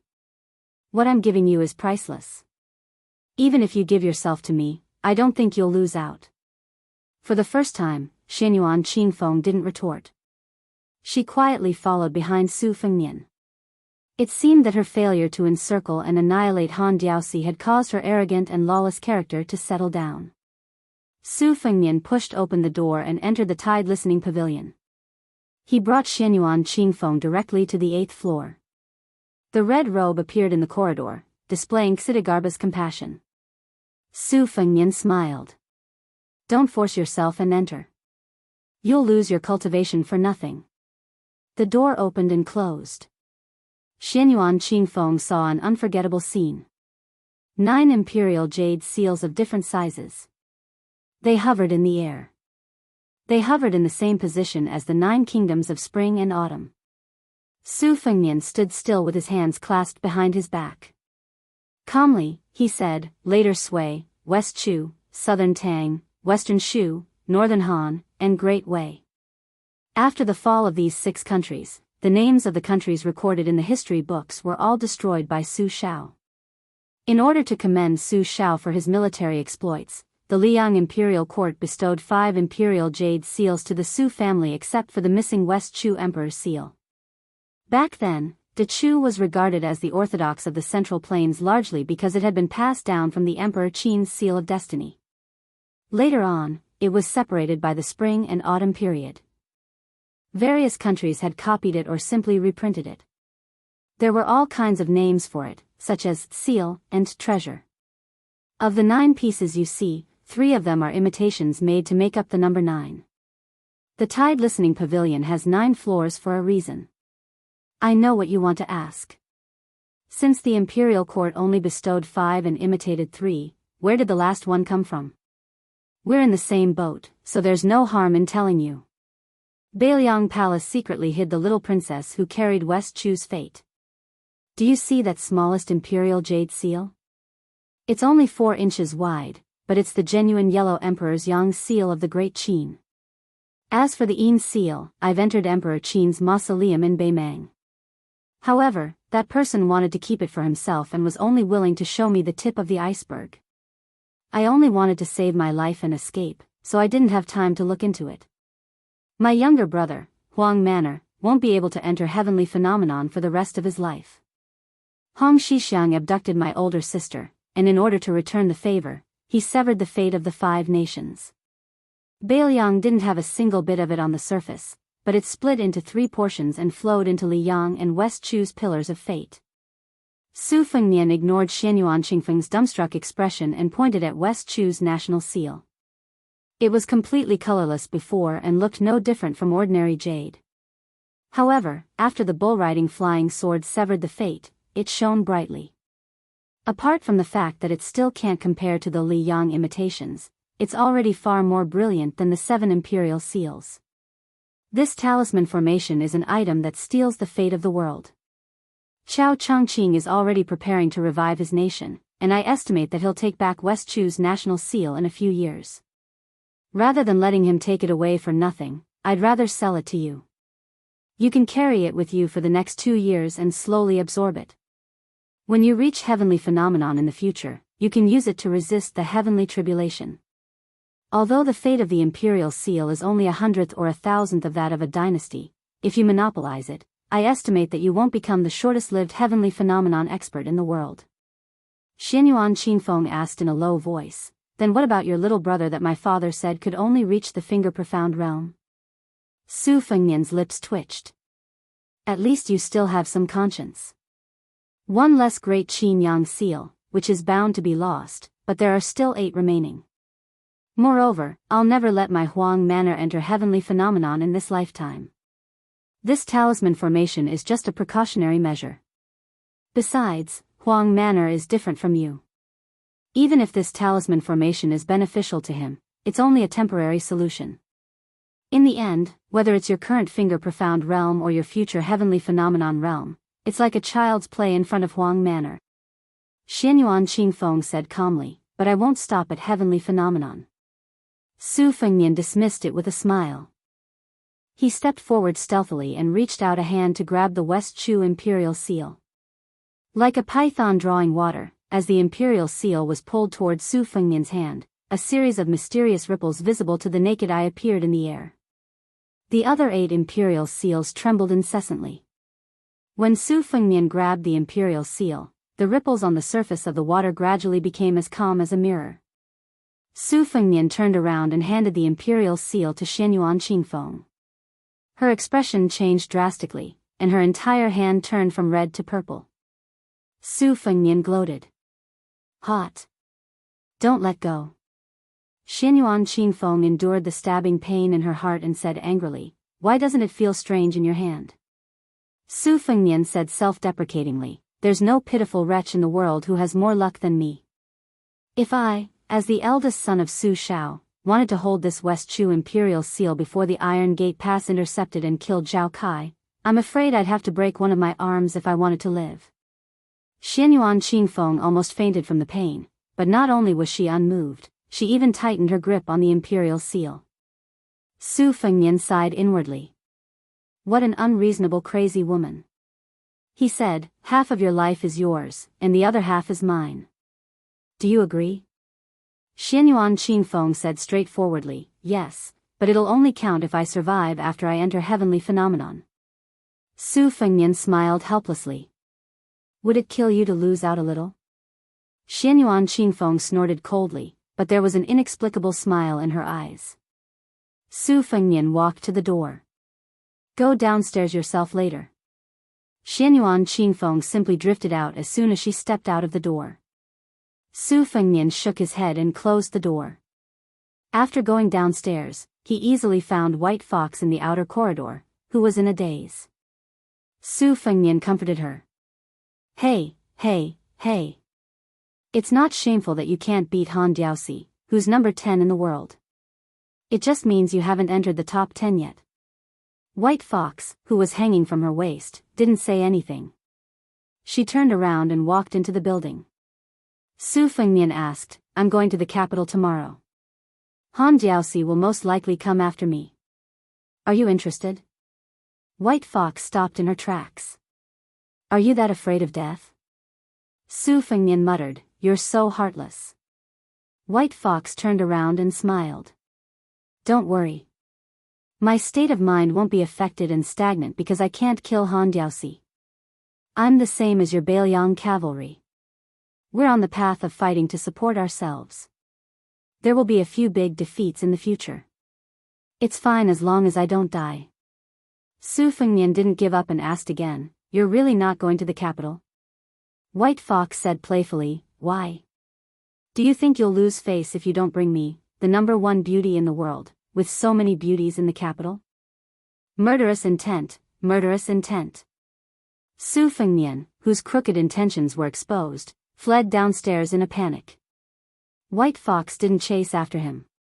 After crossing the threshold of this floor, her state of mind calmed down inexplicably.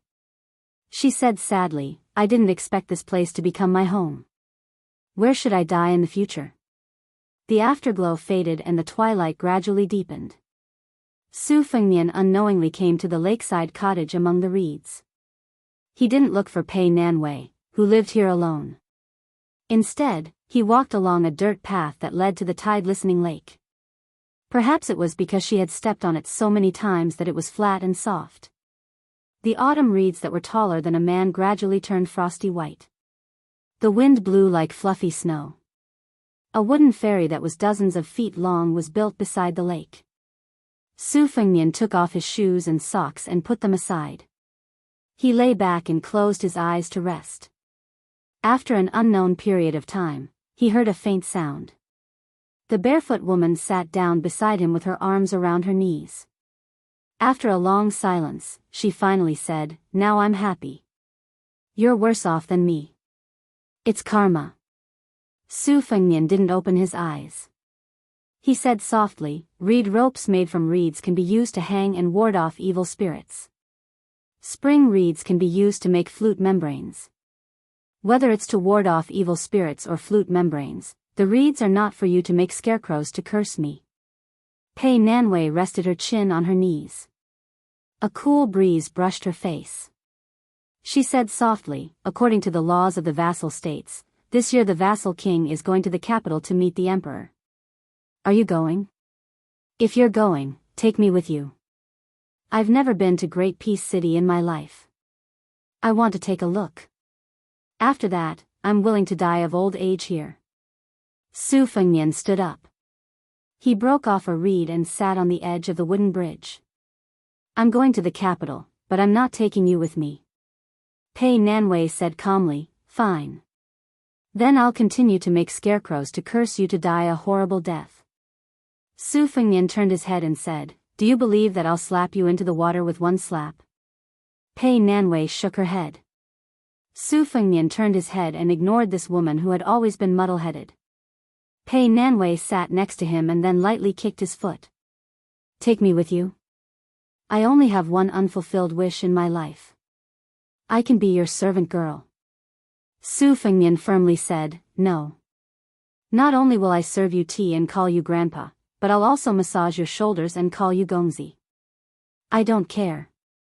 I'll play chess with you and help you study. How much is it worth? When you're not happy, this servant will smile and be willing to be hit. I have tender feelings for the fairer sex. Warm the bed. What? Warm the bed. Good, it's a promise. We'll leave for the capital tomorrow. Remember to bring some elegant and beautiful clothes so you can wear them. Don't forget rouge and powder. It's not good to put on too much. Just a little is enough. Then there's the time to warm the bed. I'm not going, you're really not going? This place is pretty good. You want to fight with me? Su Fengnian stood with a smile. He bent down and placed the autumn reed on her lap. Then he picked up his boots and socks and left the reed marsh. Chapter 709. 3 chapters, more than 13,000 words have been updated. P.S. I won't stop updating tomorrow. A carriage slowly drove out of the western gate of the prefecture city. The coachman was a muscular young man with dark skin. Beside him sat a woman in green who was teaching him how to drive the horse. Fortunately, the horse was a good one chosen from the best of the best. Otherwise, it would have swerved and bumped into many pedestrians before it left the city. There was only a man and a woman in the carriage. They were both young. The woman was dressed in purple and had an eerie air about her. The young man had white hair and a white python robe. Perhaps it was because of his identity, but he was much more imposing than the woman. This was the only python robe in the entire Liang dynasty. If one didn't look closely, it was no different from a rich white robe made of silk. But if one looked closely, it was extremely exquisite. The 9 pythons spat out pearls, vivid and lifelike. Su Fengnian simply went to Greaton City. It was better than the first time he went out, but much worse than the second time he went out with 100 riders. Princess Jing and Pei Nanwei didn't have the face to show up. She couldn't go to the capital to take a look. She would probably have to kill a few more people to vent her anger. Fortunately, there was a large patch of reeds in the middle of chaos and there was no lack of reeds throughout the year. Su Fengnian went to the capital for the first time in his life. He brought 2 famous inkstones. Biba City had already given them to Qin Shiliang, so of course they weren't included. One of them was unique to Liangzhou. It was a frozen iron inkstone that was fished out from the bottom of the river. It was said that the brush was as sharp as an awl. It was in line with the valiant customs of Biyao. The other was Xianyuan Qingfeng's Shiil yellow stone Rui vase inkstone. It was a specialty near Mount Hui. Hui and Zhou's inkstone were competing for the title of the best inkstone in the world. There was a saying that Hui was like an official and Zhou was like a beautiful woman. Su Fengnian took advantage of the opportunity and said, "You and Hui are close to each other. Give some to me later, the more the better." The scholars of Beilyang liked this kind of thing.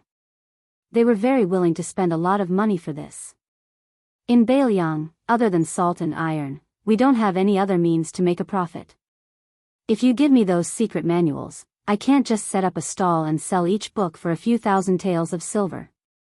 It's much simpler to sell famous inkstones, and it's also more elegant. Moreover, in the future, Beilyang's civil officials will become more powerful. If you send the ancient inkstone over, you can even give it away. Every penny I can help Su Shao save is a penny. Xianyuan Qingfeng sneered. Are you still His Royal Highness who spent money like water in brothels? I heard that even if you bump into a ranger, they'll chase after you and give you money. Su Fengnian smiled calmly and said, "You don't know how expensive food is until you're in charge of the household. Besides, you can do whatever you want. After all, there are many things that you can't do as you wish. It's not only you Jianghu people who have no choice." Xianyuan Qingfeng stared at him for a long time. Su Fengnian acted as if he didn't see it. He continued, "Think about whether there are any side doors that can bring Beilyang rolling in wealth. The biggest Pishio in the world is the military. Beilyang cavalry has 300,000 men. To outsiders, it's a miracle that they haven't lost any men after so many years and can still fight. However, I'm not going to tell you about the hardships involved. You're a rich young lady who's been holding a bag of gold, bullets, and birds since you were young. You won't understand even if I tell you." Xianyuan Qingfeng sneered. "Isn't it also not easy for me to be in charge of Mount Hui?" Su Fengnian said sarcastically, "In any case, you only want to raise your cultivation level. You don't care about the Xianyuan family at all. How can you call your method of being in charge of a household that drains the pond to catch fish? You spendthrift woman, you might as well just break the pot." Xianyuan Qingfeng faintly looked angry. Su Fengnian waved his hand and said, "There's no point in chatting with me.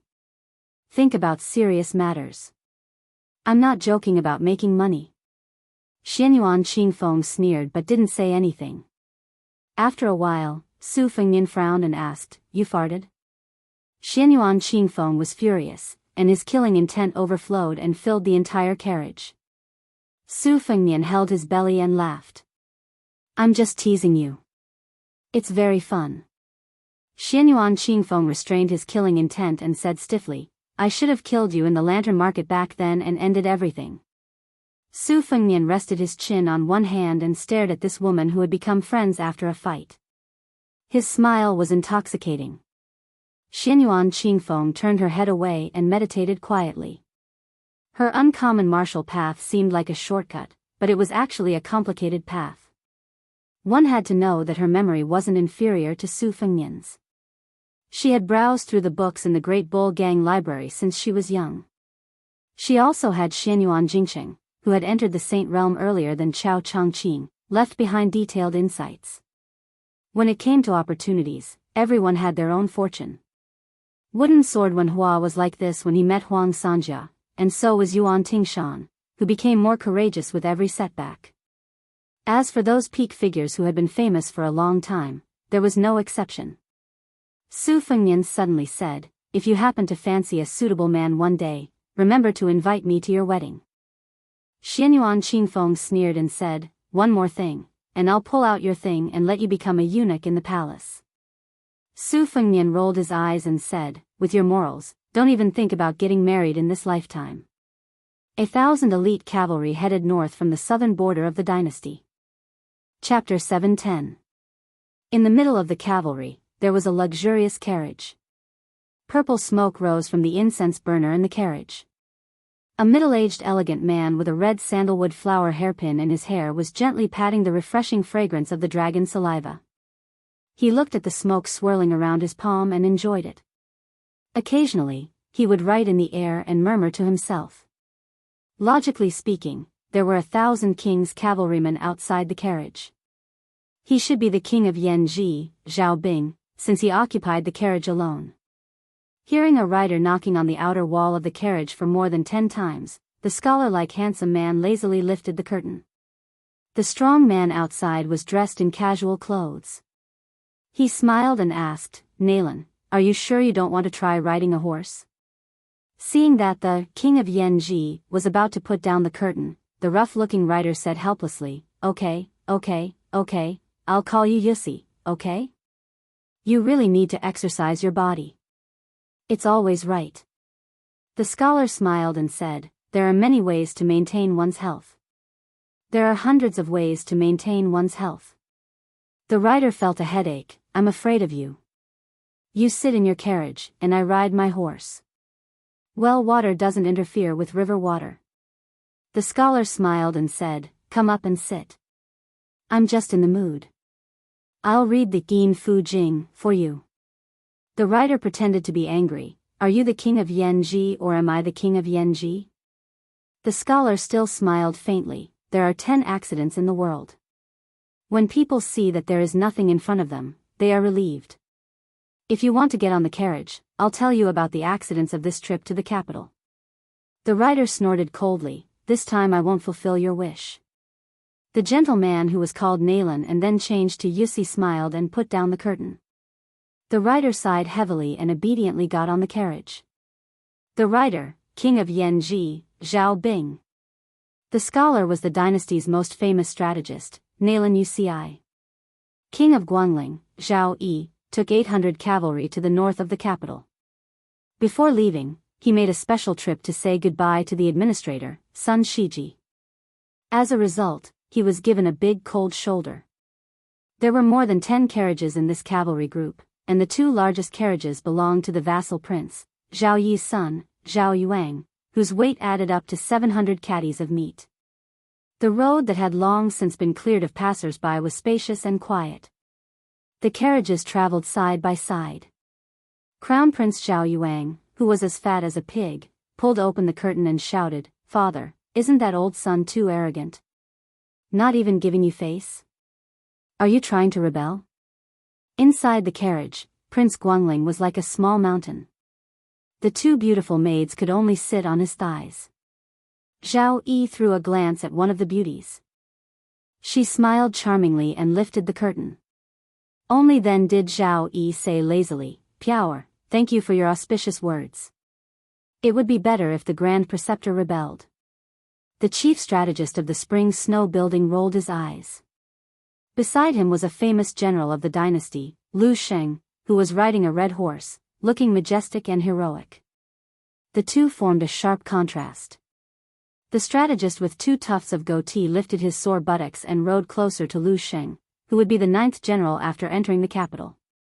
He asked softly, if Sun Shiji really flirts with Chao Chongqing and is determined to restore the country, when the time comes, Bimeng will coordinate from the inside and outside. Not to mention that General Gu will have no time to care about the northern front. The troops stationed in the capital will also not dare to easily go south to help. Our king of Yen in the south will be happy to sit on the mountain and watch the tigers fight. The people of West Chu who wanted to rebel were like wildfire that could not be burned away by the spring wind. Our Guangling Dao without you, General Lu, is really a house full of misfortunes, but when it rains, it pours. The Liang dynasty had a total of 8 generals. Bailiang had the vassal king Su Shao and the protector general Chen Jibao.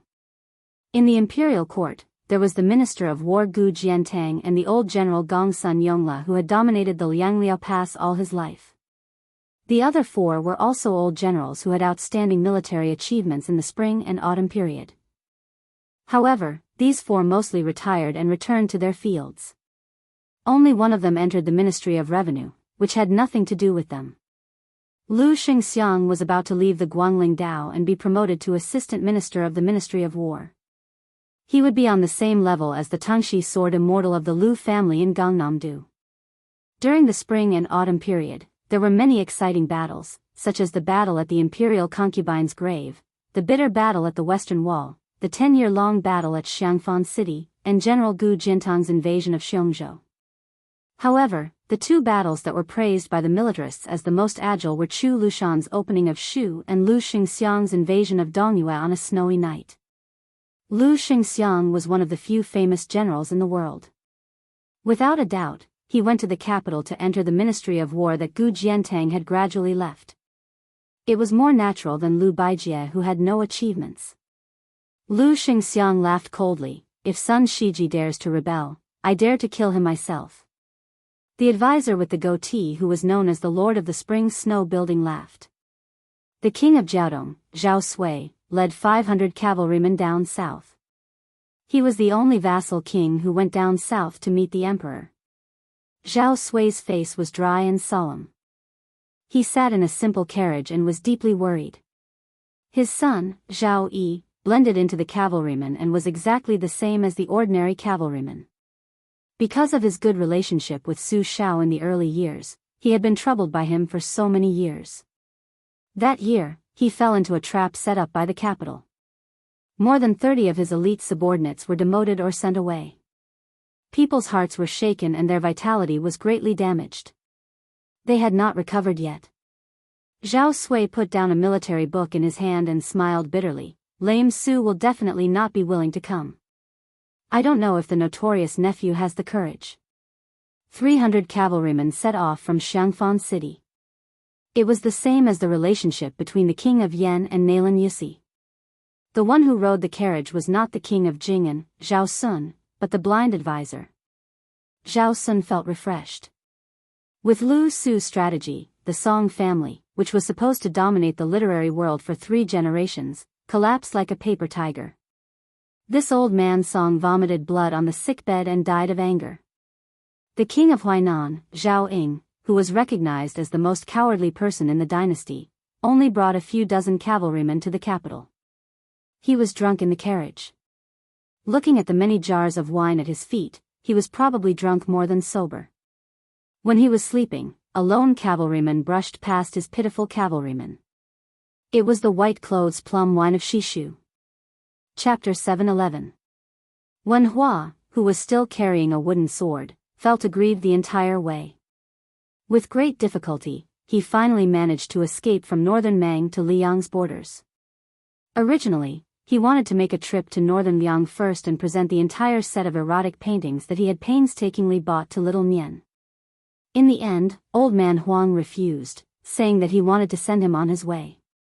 Wen Hua was so angry that he was about to die. The penniless wanderer immediately prepared to walk to northern Liang, but he never thought that old man Huang would threaten him that he would not be able to meet him in the capital after he left. Even after Wen Hua let loose a torrent of abuse, he still insisted on going to northern Liang. For the first time ever, old man Huang softened his tone, saying that they would meet sooner or later, and that they might even meet in the capital. Only then did old man Huang give up on Wen Hua's idea. The 2 of them bought a worn-out carriage. Wen Hua, on the other hand, was already very content with his life. However, after traveling for a few li, he urged old man Huang not to ride a carriage. They were both people of the Jianghu who had practiced martial arts, so they needed to train and temper their bodies. Thus, the two of them might as well ride a horse.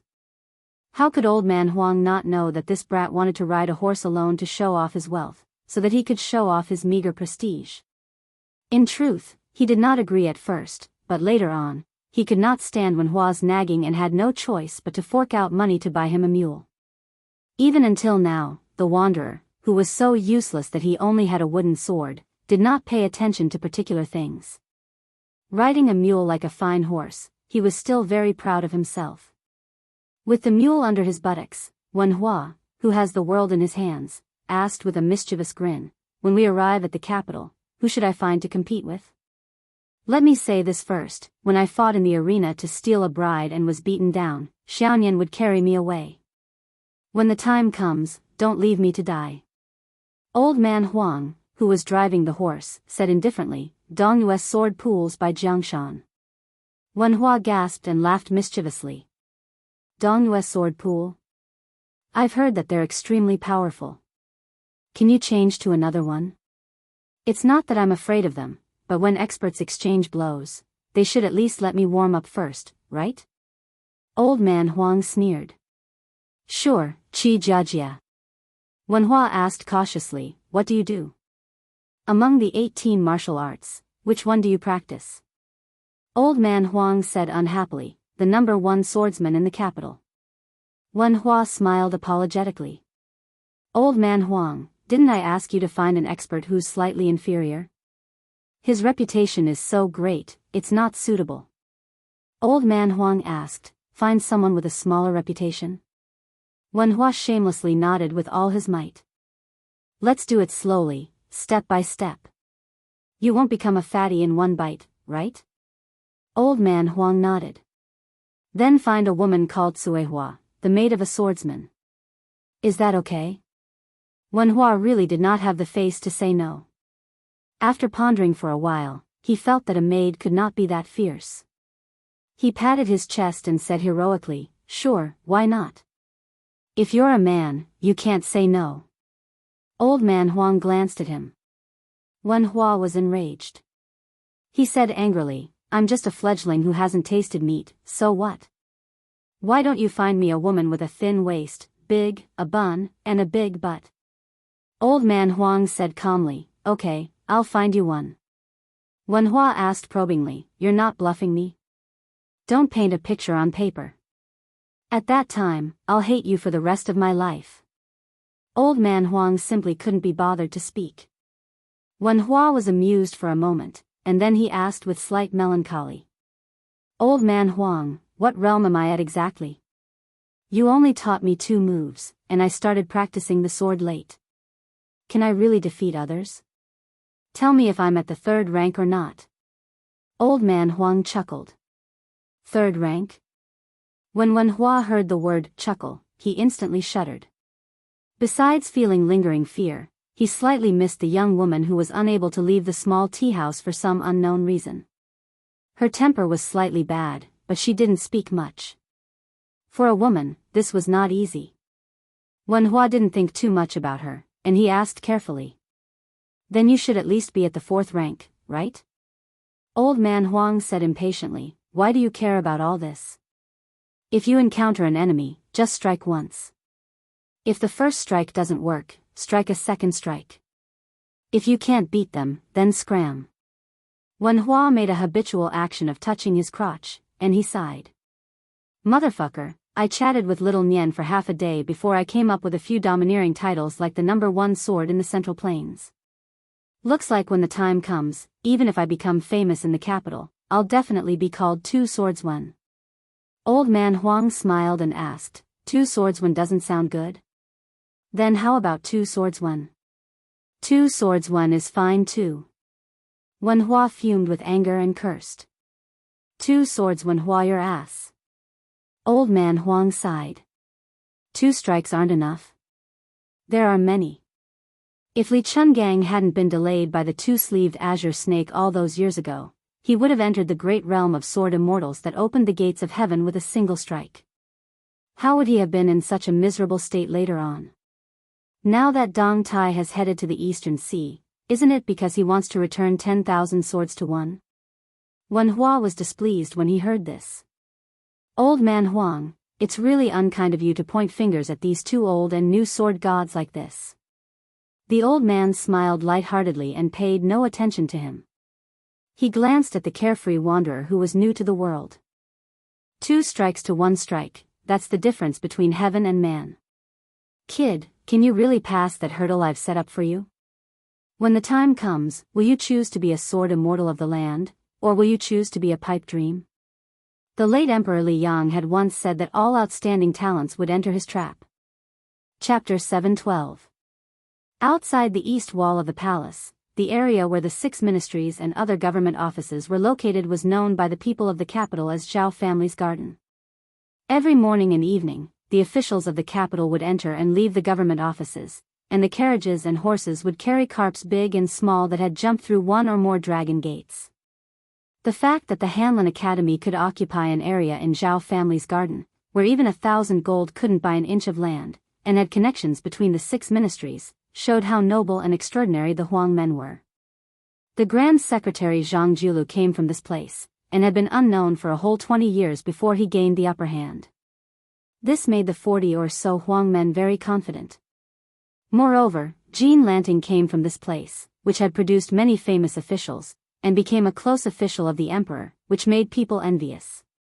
Unfortunately, not everyone could enter this place. However, most of the Huang men could survive for a few years and enter the 6 ministries to take up important positions. There were also some who sat here for decades and didn't make any progress. Of course, they were knowledgeable, but they didn't have the ability to exchange their reputation for a real official rank and real money. At most, they secretly earned some money. What made people not know whether to laugh or cry was that this kind of income was made from silk cloth or white rice, and the writer didn't use his hands to write anything. One could imagine how much these pedantic Huang men cherished their reputation. Jean Lanting was once an exception. After he left the Hanlin Academy to take up the position, a small Huang man from an aristocratic family used countless favors from his family to be promoted. The position of the small Huang men was still empty, which made those outstanding officials in the imperial court feel embarrassed. It was said that the assistant minister of the Ministry of Personnel almost got into a fight with General Qin Che after leaving the palace. However, for the Huang men who were already in the position of Huang men, these were all idle gossip. The only one who couldn't laugh was Song Kelly. This old man Song was so angry that he couldn't keep his integrity in his old age. The second master Song had to take the blame and resign from the right chancellor of the Imperial College. He closed the door and refused to receive any guests. He finally won a little in the open and covert competition with the left chancellor Lu Daolin, but suddenly he was defeated and disappeared. As for the young phoenix of the Song family, she wasn't affected, but in the Hanlin Academy, she was on the verge of collapse. Those who seemed to be close friends with gentlemen were gradually getting closer to her, and her face was even more fickle than a woman's. There was only one person who was the laughingstock of the Hanlin Academy. He was originally just a nodding acquaintance with Song Kelly, but now that the phoenix was in trouble, he took the initiative to get closer to Song Kelly. Today, he brought a pot of apricot wine to Song Kelly to learn from each other. In the Liang Imperial Court, only the Hanlin Academy allowed drinking during the day. As long as it didn't affect official business, it didn't matter if they were sleeping or snoring. His Majesty once visited the Hanlin Academy without warning in winter a few years ago. When he saw a drunken Huang man who was still reciting poems in his sleep, everyone was scared silent. Unexpectedly, the emperor, who was known for his diligence, just smiled and put a fox fur coat on that guy. He said to the other Huang men, "I won't allow myself to be lazy, I won't allow other officials to be lazy, but I will allow you to be arrogant because of your talents." This became a popular story in the imperial court. Song Kelly, who had nothing to do, was immersed in reading a book that he had read many times. The Huang man, who was said to be in his 50s but looked like he was in his 40s, sat down with a smile and put the wine pot on the desk. Song Kelly looked at this senior from the Hanlon Academy who did not know how to curry favor with him and could not help but sigh in his heart. He did not feel grateful, but rather helpless. It was true that there were unforeseen events, but he did not expect that his own family would experience good fortune and misfortune. This made Song Kelly, who was born with a smooth life, feel very confused. His future was bleak and uncertain, so he was not in the mood to drink. However, this old man was not very tactful. Every few days, he would come to drink with him. Fortunately, he did not speak much. Song Kelly knew that he could not speak clearly, but his handwriting was unique and blunt. It was the complete opposite of his father's official song style that was once popular in the imperial court. When he was given a hard job in the Hanlon Academy, his colleagues liked to pass it on to him. This strange man, whose surname was Yuan and name was Pu, was easy to talk to and did not refuse anyone who came to him. It was rumored that he had no children and was not like the other Huang men who often gave themselves titles like Sir or Mountain Man. After Song Kelly entered the Hanlon Academy, he had never seen Yuan Pu go to a brothel with his friends to get drunk, nor did anyone come here to ask him for help. Although a gentleman did not associate himself with friends, it was rare to see someone as lonely as Yuan Pu. Probably because he felt inferior and could not speak clearly, Yuan Pu, who was still a Huang man at his age, continued to drink when he saw that Song Kelly was not drinking. Song Kelly could not stand this man's attitude. He put down the book and asked softly, Yuan Huang men, forgive me for being blunt, but are you trying to burn the Song family's cold stove? Are you thinking that the Song family will rise again in the future and I will cherish your friendship during this period? The Huang men smiled and shook his head. If it were someone else, Song Kelly would not believe it easily. However, for some reason, he believed it when he saw this man. Song Kelly became more curious and could not help but ask, then why are you inviting me to drink now?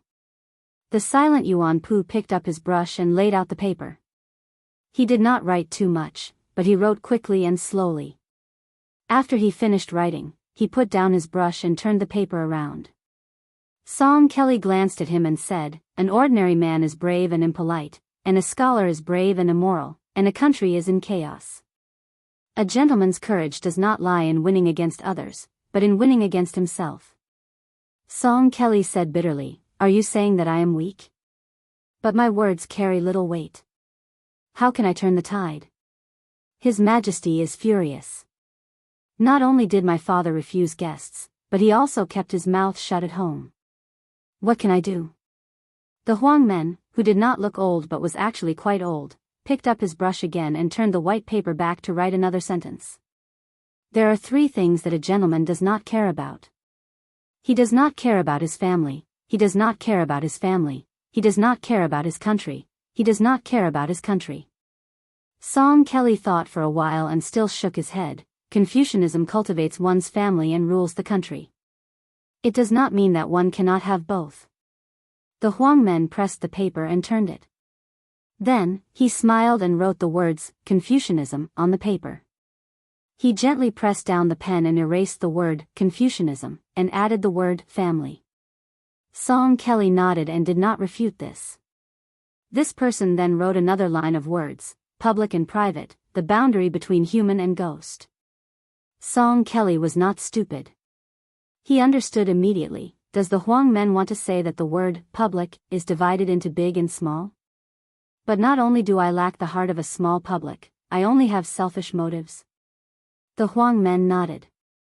If he was not a bookworm who did not know the ways of the world, why would he be so straightforward? Scholars valued reputation and face. It was so 1,000 years ago, and it was destined to be so 1,000 years later. Song Kelly was poked where it hurt. He smiled sadly. This time, he really wanted to get drunk and not think about anything else.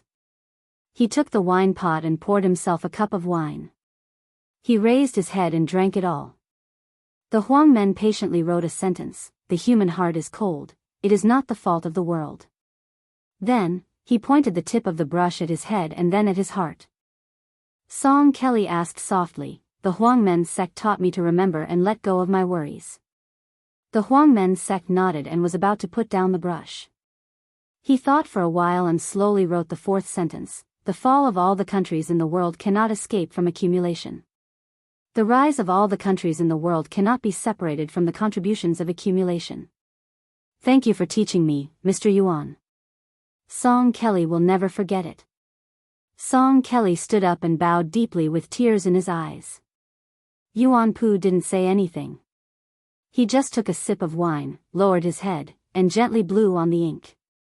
After it dried, he flipped the page over and switched to a hard brush. Then, he wrote in tiny characters. Do you know who killed the Song family? After Song Kelly sat down, he turned around and wiped his tears with his sleeve. He took a deep breath and said calmly, the mountain is the mountain and the water is the water. It must be that king of Jing'an, Zhao Sun. The two young Huang men, who had a huge age gap, spoke in a strange way. If you gain power and control of the country, will you take revenge and resolve your hatred by harming both public and private interests? No. If you become the pillar of the imperial court, will you take revenge and resolve your hatred by harming both public and private interests? Everything is decided by the situation. I will do whatever is beneficial to the country and the people. I, Song Kelly, am willing to rule the world even if Mr. Yuan sees me as someone with great ambition but little talent. These are my words from the bottom of my heart. Are you still shaking your head at this moment? I won't do it again. The Huang men sect put down the brush and rubbed the ink on his fingertips. Finally, he said in a hoarse voice, Song Kelly, you know the truth because you are very smart and can understand many things easily. But I still want to ask you one more thing. Can you bear the humiliation and live a nameless life for 10 or 20 years? Song Kelly said without hesitation, if Grand Secretary Zhang can do it, why can't I? The Huang men sect spoke with great difficulty and his words were as slow as an old turtle. Your father will return to his hometown and never become an official again. Song Kelly's face turned pale. The Yuan Huang sect remained expressionless as they slowly stabbed a knife into Song Chu Feng's heart. Zhang Julu can still lay low in the Hanlin Academy and accumulate power. In the end, the old Grand Secretary will grant him a shadowy attack. But you can't even be a small Huang sect. Song Kelly's mind went blank. He knew that there was only a slight possibility of such a tragedy and that the Huang men sect member in front of him could not make it come true. But in his ears, it was like thunder rolling in the sky. The Huang men sect stood up and said sarcastically, which scholar doesn't know how to write a few beautiful essays? Who doesn't understand a few great principles? Who doesn't claim to be unrecognized? You, Song Kelly, should get out of the Hanlin Academy. He came with wine and left with a wave of his sleeves. Song Kelly stood up slowly and said softly to the Huang men sect member who crossed the threshold, thank you again for teaching me. That day, the Huang men sect, who had been treated as a joke by countless colleagues of the Hanlin Academy, knocked on the bronze ring on a side door after the imperial palace's curfew. The old eunuch, who had just retired from the imperial palace, opened the door and bent down with his hands almost touching the ground. He did not say anything and did not accompany the Huang men sect member. Perhaps even the old eunuchs who had been on duty for decades did not know that there was a side door that led directly to the emperor's residence. There was no one on the way. The Huang men sect walked to the emperor's residence casually. Even when they saw the emperor of the Zhao family who hurriedly put on his clothes and walked down the stairs, no one showed up. The emperor of the Liang dynasty saw the half-mute Huang men sect and bowed with a smile. Greetings, sir. Who in the world could accept the emperor's bow? The emperor took a few steps forward and asked softly, have you found a candidate? The Huang men sect member who had cut off half of his tongue nodded and said flatly and vaguely, Song Kelly. The emperor of the Zhao family was relieved and did not ask why. Because the man in front of him was regarded as a confidant and a great enemy by Sun Ping at the same time. In the end, Sun Ping was cooked and killed. The 8 dragons fought for the throne and supported the current emperor, Zhao Heng, to sit on the throne. The old king of Jing'an, Zhao Heng, hated him for the rest of his life. The mastermind of the white clothes case. Promoted Zhang Julu. A secret edict to expel the king of Biyao. Framed the king of Jiaodong, Zhao Sui. Jian Yen took the crown prince of Biyao as the emperor's son-in-law. Imprisoned Gu Jiantang as the minister of war for 18 years. Lured this old man Song to hide a copy of the memorial. Proposed that the Prince Zhao Kai go to the western regions with a bottle. Inside, he used both Confucianism and Dharma. On the surface, he worshipped Taoism and rebuked Buddhism. He made the emperor call himself a puppet. The emperor of Biyao, Li Shan, placed 67 pieces. Only Yuan Benshi. Chapter 713. 30 li outside of Liangzhou's capital, there was a pavilion called Turning Back Pavilion, meaning to turn back after sending someone off. Since early in the morning, old people had arrived one after another. By noon, the pavilion was already covered in frost. As dusk approached, there were at least 500 to 600 people inside and outside the pavilion. They came from all walks of life. Not all of them were citizens of the city, but there were also old people who had come from hundreds of li away. Some of them were familiar with each other and traveled together. Then, they would occasionally see old brothers they hadn't seen for many years at Turning Back Pavilion. They had mixed feelings and couldn't help but confide in each other about worldly affairs. There were even more people who didn't know each other at first, but when they got closer, they couldn't help but chat with each other and found out that they were all from different camps. Gradually, the scene at Turning Back Pavilion became very strange. There were old people in brocade clothes kneeling and worshipping poor and simple old farmers. There were old people who brought good wine but still drank cheap green ant wine. There were two sides arguing until their faces turned red, and there were also old people sitting alone with crutches. There were many people coming and going on the post house road. There was no lack of fancy clothes, fine horses, and luxurious carriages. When the young people who didn't know about the past saw this group of old fellows, they all wondered if this group of old fellows had taken the wrong medicine or something. In the afternoon, a one-armed old man who came by an ox cart was about to get off the cart to lead the ox down the post house road. Unfortunately, he still blocked the path of a carriage. The coachman was a strong man who was probably a fox masquerading as a tiger. He was used to having a bad temper and a rough voice, but the old ox had a bad temper. The coachman from a tyrannical family jumped off the carriage, disdaining the old man for not having eyes. He scolded him that a good dog wouldn't block the way and was about to whip the lonely old man's head. As for whether the old man was dead or alive, he didn't care. However, when the coachman swung his whip, the shabby old man who was leading the ox easily caught it. The old man then apologized a few times and let go of the whip. After that, he continued to reason with the old ox. This made the coachman, who was in the prime of his life, feel that he had lost all face. He was furious and wanted to kick the old bastard to the ground, so that the master in the carriage wouldn't see this scene and dislike him for not doing things well. However, he didn't expect that his fierce kick would cause the old man to stagger and dodge as if he was drunk. His only arm lightly pushed the coachman's chest, and his whole body floated back 3 to 4 zhang away, but he didn't fall to the ground. The coachman stood where he was, and was shocked. Did he think that he had met a master? When the elders at the pavilion and the two sides of the post house saw this scene, they loudly applauded and cheered.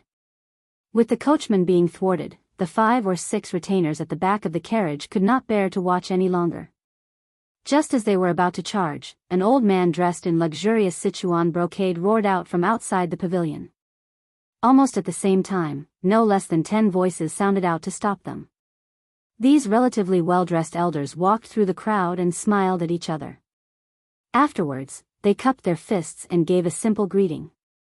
The Sichuan brocade elder faced the cavalry and angrily said, "Which one of you dares to charge?" A fat, big-eared rich merchant walked down from the luxurious carriage. Seeing the Sichuan brocade elder, he was so scared that his liver and guts were about to burst. He ordered the lackeys to retreat and gave the coachman a heavy slap. Only then did he kneel and say with a trembling voice, "Subordinate Song Long greets Yuzhou General." The Sichuan brocade elder said expressionlessly, "You know Laozi, but Laozi doesn't know you. Who do you think you are?" Scram. Song Long was a 6th-rank civil official in Liangzhou. He had once seen this General Zhou at a banquet at the end of the table. Although Elder Zhou had just retired from the prestigious position of Yuzhou general, he still had countless disciples. Even great generals like Zhong Hongwu and Yan Wenluan had to be courteous when they saw this person. How could a mere 6th-rank civil official like him go against him? The Beiliang circuit only governed 3 provinces. Other than the first-rank generals in the border army that guarded the border, the generals of Liangzhou, Yuzhou, and Lingzhou held great authority. Liangzhou was adjacent to Beimang and was far from being comparable to the Lingzhou general. The title of general of the 3 provinces was not just a general without a tiger tally. Even if Song Long was given 10 times the courage of a bear, he would not dare to provoke Elder Zhou. A tall old man walked out at the same time as the former Yuzhou general Zhou Kong. Compared to Zhou Kong, he was slightly younger and more robust. Looking at the one-armed old man who came on the ox cart, his eyes filled with tears. He immediately knelt on the road and sobbed, "Lotus Seed Camp's old soldier, Yuan Nanting, greets General Lin." Song Long, who was just thinking about how to appease Elder General Zhou, felt his heart tremble when he heard this. Yuan Nanting, the White Feather Cavalry, the number 1 archer in the Beiliang army, had been split into 3. After one of the Beiliang's 4 fangs, Wei Fucheng, rushed to Western Shu, General Yuan Nanting monopolized 2 of them. He truly held great power in his hands. But that was not all. Who was this General Lin that could make a 4th-rank general, Yuan Nanting, kneel? Song Long, who had been struck by this unexpected disaster, even had the thought of dying. At this moment, he couldn't care less about Elder General Zhou's military order to get lost. He also knelt down and kowtowed with all his might. He didn't care which great bodhisattva in the Beiliang army General Lin was. He only cared about burning incense and kowtowing. Zhou Kong had held the position of Yuzhou general for more than 10 years. Naturally, he recognized Yuan Nanting, who held the number 1 archer in the Beiliang army, the number 1 archer in the White Feather Cavalry, but they weren't very close. The Beiliang army's invincible iron cavalry was formed in the 2 Liao provinces. Later, when they went south, they became braver and braver as they fought in the War of Spring and Autumn. They continued to grow stronger and stronger, which made their composition extremely complicated. Zhou Kong and Yuan Nanting came from different factions. However, when Yuan Nanting knelt down and called him General Lin, Zhou Kong immediately knew who the one-armed old man who was more than 10 years older than him was. He was the first leader of the Lotus Seed Camp, the 18th headquarters, Lin Dofang. In order to save the great general, one of his arms was chopped off. The great general once personally said that if Brother Dofang had a daughter or granddaughter, they would be Su Zhao's daughter-in-law in the future. However, after the great general was bestowed the title of king, there was no longer any news about old General Lin. Fortunately, Zhou Kong was able to meet this person. Even the arrogant and conceited Zhou Kong was completely convinced. He cupped his fists and respectfully said, "Zhou Kong pays his respects to old General Lin." Chapter 714. The one-armed old man led the ox down the road and walked back to the roadside. After nodding to Zhou Kong, he helped Song Long up and said calmly, "It wasn't easy for the great general to train an elite troop that can dominate the world. It's not for you to show off your power to the common people. All right, Sir Song, stop kneeling. Go about your business. You don't have to worry about me more than the common people." Song Long didn't even dare to wipe off the sweat on his forehead. He quickly nodded in agreement, afraid that he would be an eyesore and run away. This group of old men didn't take the clown Song Long seriously. Zhou Kong smiled and asked, "Why is old General Lin here?" The one-armed Lin Dofang wasn't the kind of official who was deliberately mystifying. When the Beiliang army should have been rewarded, he retreated at the top of the tide, and lived as a common person for almost 20 years. He looked at the road and sighed softly, "You're still not waiting for the crown prince to enter the capital?" As an old soldier of the Lotus Seed Camp, Yuan Nanting was still respectful to his old superior even though he had become a general. He cupped his fists and said, reporting to General Lin, "Yuan Nanting has been waiting with my old brothers for a whole day, but we still haven't seen any cavalry or carriages passing by turning back pavilion." Lin Dofang nodded and said with a smile, "On the way here, I heard that he went to Beimang and took 2 heads.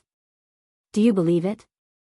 Zhou Kong said with a heavy voice. The matter of Northern Courtyard's great king Su Huainan and Mount Tibing's 5th raccoon has already spread throughout northern Mang. Paper cannot wrap fire, and there is no doubt that their heads were forcibly cut off by someone.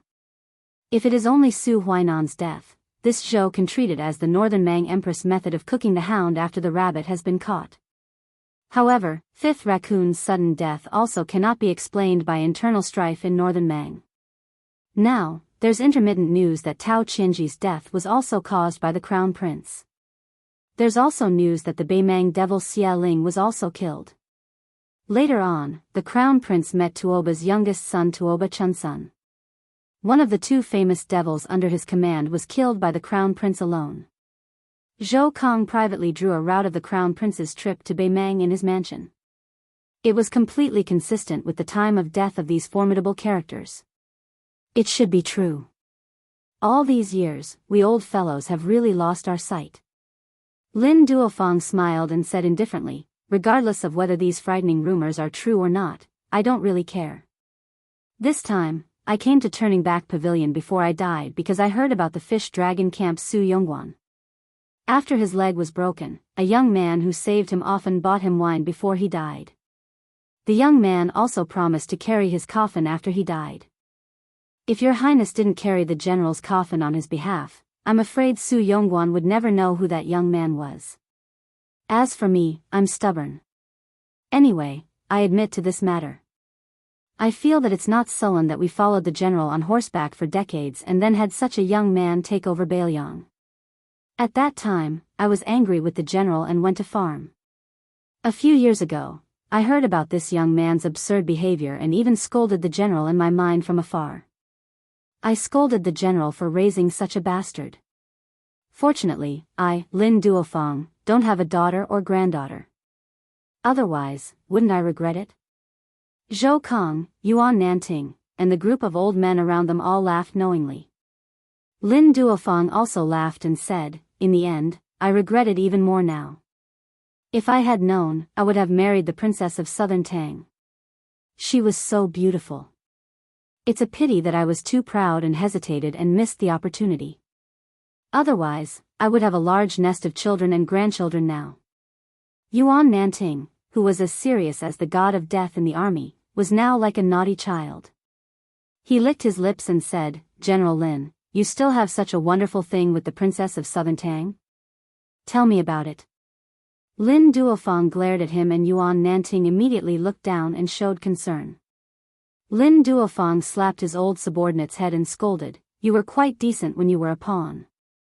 Now that you're a general, why are you acting like a rascal? I'll be frank first. I heard that you're in charge of half of the White Feather Guards. Don't be blinded by greed and only care about making money. If I hear about it in the future, I'll break your 3 legs. If I don't have the chance, I'll have to trouble General Zhou to do it for me. If this kid dares to fight back, General Zhou, you can reason with the general. Zhou Kong laughed heartily. Zhou Kong will remember these words. General Yuan, the few times we've met over the years, you've always glared at me. Now that I have old General Lin's imperial edict, won't you bring chicken, duck, and fish to my residence every now and then to curry favor with me?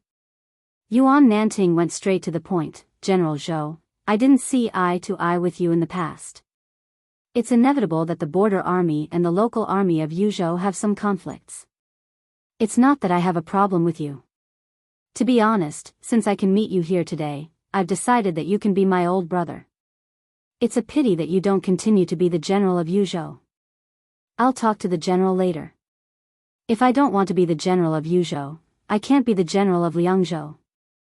Zhou Kong shook his head and laughed, I'm different from Brother Yuan. My body can't take it anymore, so I won't shamelessly compete with the young people for a job. But if there's a day when I need to ride a horse into battle, I can still drink a few bowls of wine and eat a few kilograms of beef every day. If I risk my life, killing dozens of northern barbarians will be a piece of cake. Lin Dofang suddenly said, I think he didn't bring any cavalry to the capital this time. Maybe we've missed it. Zhou Kong was stunned. Yuan Nanting laughed and said, that's good. The general's eldest son, our future king of Biyao, should have this kind of pride. A large group of old people around him nodded with a smile. Although they didn't get to meet His Royal Highness and waited in vain for a day, they didn't regret it. A simple carriage slowly passed by and drove out of turning back pavilion. It seemed to hesitate and stopped for a moment. A man with white hair and white clothes walked out of the carriage. Under everyone's gaze, the man bowed deeply. He bowed to the old soldiers. When Lin Dofang saw this person, his eyes were filled with tears. He patted his coarse sleeves and knelt down.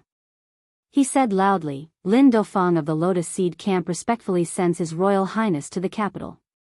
Zhou Kong followed closely behind. He knelt down and said in a deep voice, "Zhou Kong of Yuzhou respectfully sends His Royal Highness to the capital." I, Yuan Nanting, respectfully sends His Royal Highness to the capital. Chuan of the 18th Headquarter Camp, respectfully sends His Royal Highness to the capital. Old Soldier He Turan of the Cavalry Army respectfully sends His Royal Highness to the capital. 600 old soldiers faced the young man who bowed for a long time. One after another, 600 voices of farewell. Chapter 7:15. Inside the carriage, Xianyuan Qingfeng closed her eyes and focused. She looked indifferent, but in fact, her mind was in turmoil. When she opened her eyes and saw the white-haired young man in the white python robe slowly returning to the carriage, she smiled and asked, "You've endured for so many years and secretly practiced your saber technique, all for this day?" The carriage moved slowly. Su Fengnian didn't pay attention to her at all. Xianyuan Qingfeng was used to going head-to-head with this guy. She felt uncomfortable if she didn't provoke him.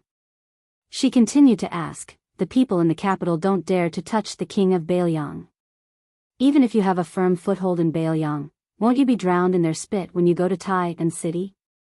At that time, when you meet the loyal officials who provoke you, or the sons of some officials from the capital who rely on stepping on you to make a name for themselves, will you avoid them and suck it up? Also, other than Linlang King Zhao Ao, who died without heirs, and your mortal enemy Qin Jibao, there are 5 other kings who are eyeing you covetously. Most of them have a grudge against Biyao, not to mention that Tai and city is Han Diaoxi's territory. At that time, if I stand by and do nothing, you'll only have that celestial phenomenon otherworldly item left. And the human cat is good at killing celestial phenomenon experts. Won't you be walking right into a trap? Aren't you afraid of waiting for 20 years and not even becoming the king of Biyao?" Su Fengnian kept his mouth shut. Xianyuan Qingfeng had probably been isolated to the extreme after her cultivation deviation. It wasn't easy for her to find someone she could sit with as an equal. She was as talkative as a married woman and didn't think there was anything wrong with a one-man show.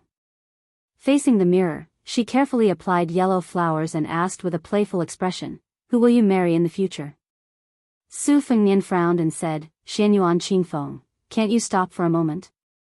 How about you drive the carriage?" Half of Xianyuan Qingfeng's face slanted out of the mirror. Her eyes were purple and her lips were scarlet. She smiled at Su Fengnian and said, "Aren't you afraid that I'll take you directly to the bull gang?" Su Fengnian lifted the curtain. In his field of vision was a desolate scene of yellow grass and trees. It was frost in the north and insects were burrowing into the mud. If it was the south, it would have been long dead. Su Fengnian. For some reason, he remembered his first trip, including this trip to the capital. He had left home 4 times. It seemed that his first trip was the most desolate, but also the most unforgettable. Half of Xianyuan Qingfeng's face was exposed from the mirror.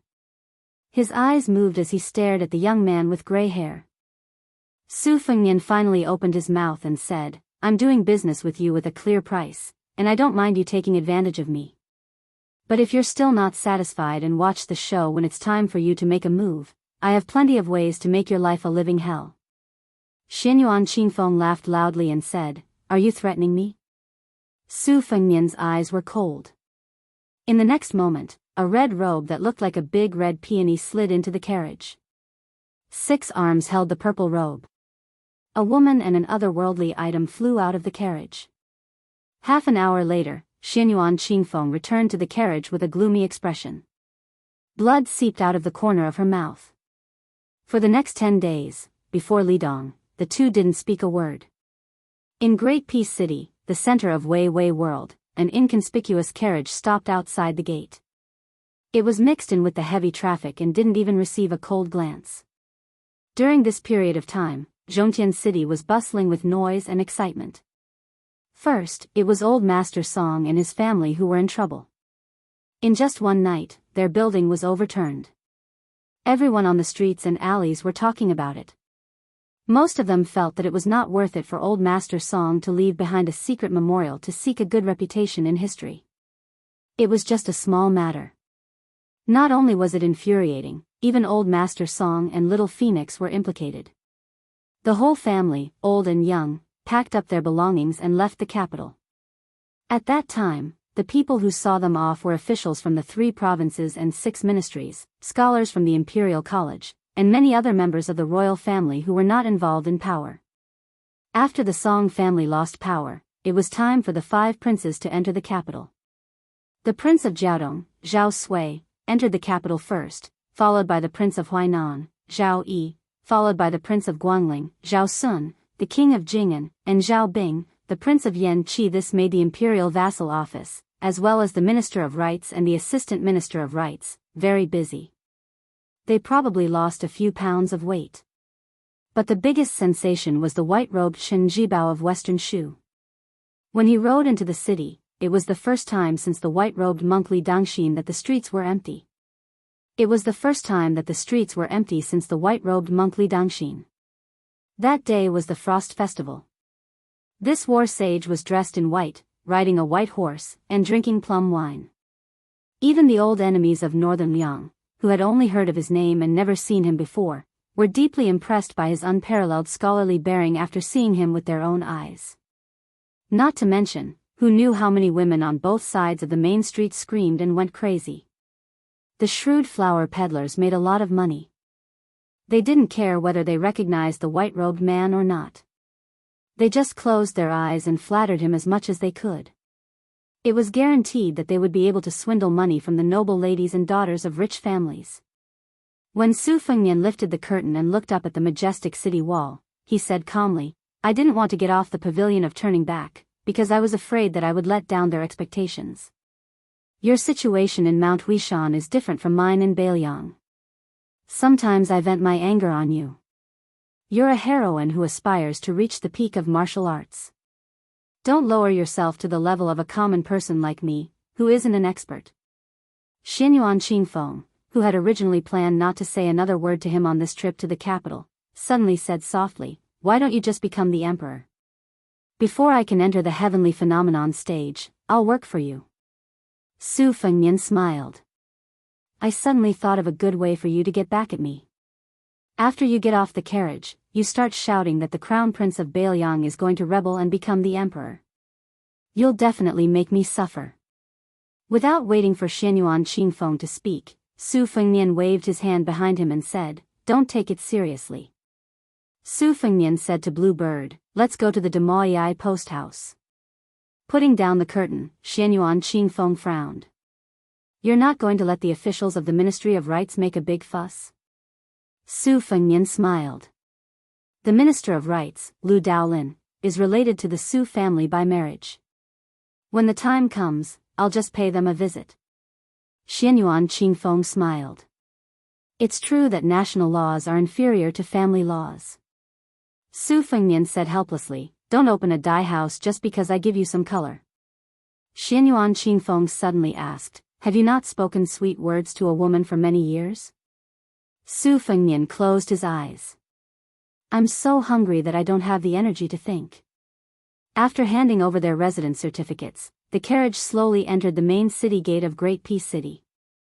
The main road, which could accommodate 10 carriages side by side, led directly to the palace. It was bustling with activity. Xianyuan Qingfeng lifted the curtain and looked inside. After a few glances, he put it down. "It's just like that." Chapter 716. Su Fengnian laughed lightly and said, "If you read history books and record a person, a matter, or a battle in just a few dozen words, you would also feel that it is just that." Only when you are personally in the situation do you understand the ups and downs and the disgrace. For example, if I had died in any place before, the history books would only record that the Biyao heir Su Fengnian had no virtue or talent. But sitting next to you, along the way, how many times have you involuntarily wanted to kill me? Xianyuan Qingfeng slanted his eyes and said mockingly, "Oh, you know how to reason now." Su Fengnian smiled knowingly and said, "You are wronging me. Back when I was chased and beaten by your servants in the lantern market with Wenhua, did I not reason enough? I almost talked myself hoarse, but I still could not avoid a beating." The corners of Xianyuan Qingfeng's mouth rose slightly. Great Peace City was truly large. They had not even crossed half of the city from the main city gate of Great Peace City to the Xiaomawi relay station, but it felt like they had already made several trips to any city in Biyao. Tong Ziliang, the head of the Demoyai courier station, hadn't had a good night's sleep in the past half a day, afraid that he would miss the arrival of His Highness the Crown Prince. He was a former member of Northern Liang. Before he retired from the army, he wasn't considered a soldier and couldn't be called a general. Now that he was in charge of the courier station, he was like a fish in water. He had settled down in the capital, where every inch of land was worth its weight in gold.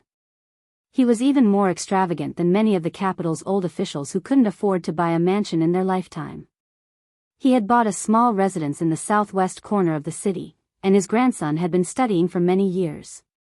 Tong Ziliang hoped that the child would have some success in the imperial examinations, so he didn't have any greater wishes. His only regret was that the relay station had been replaced by new people.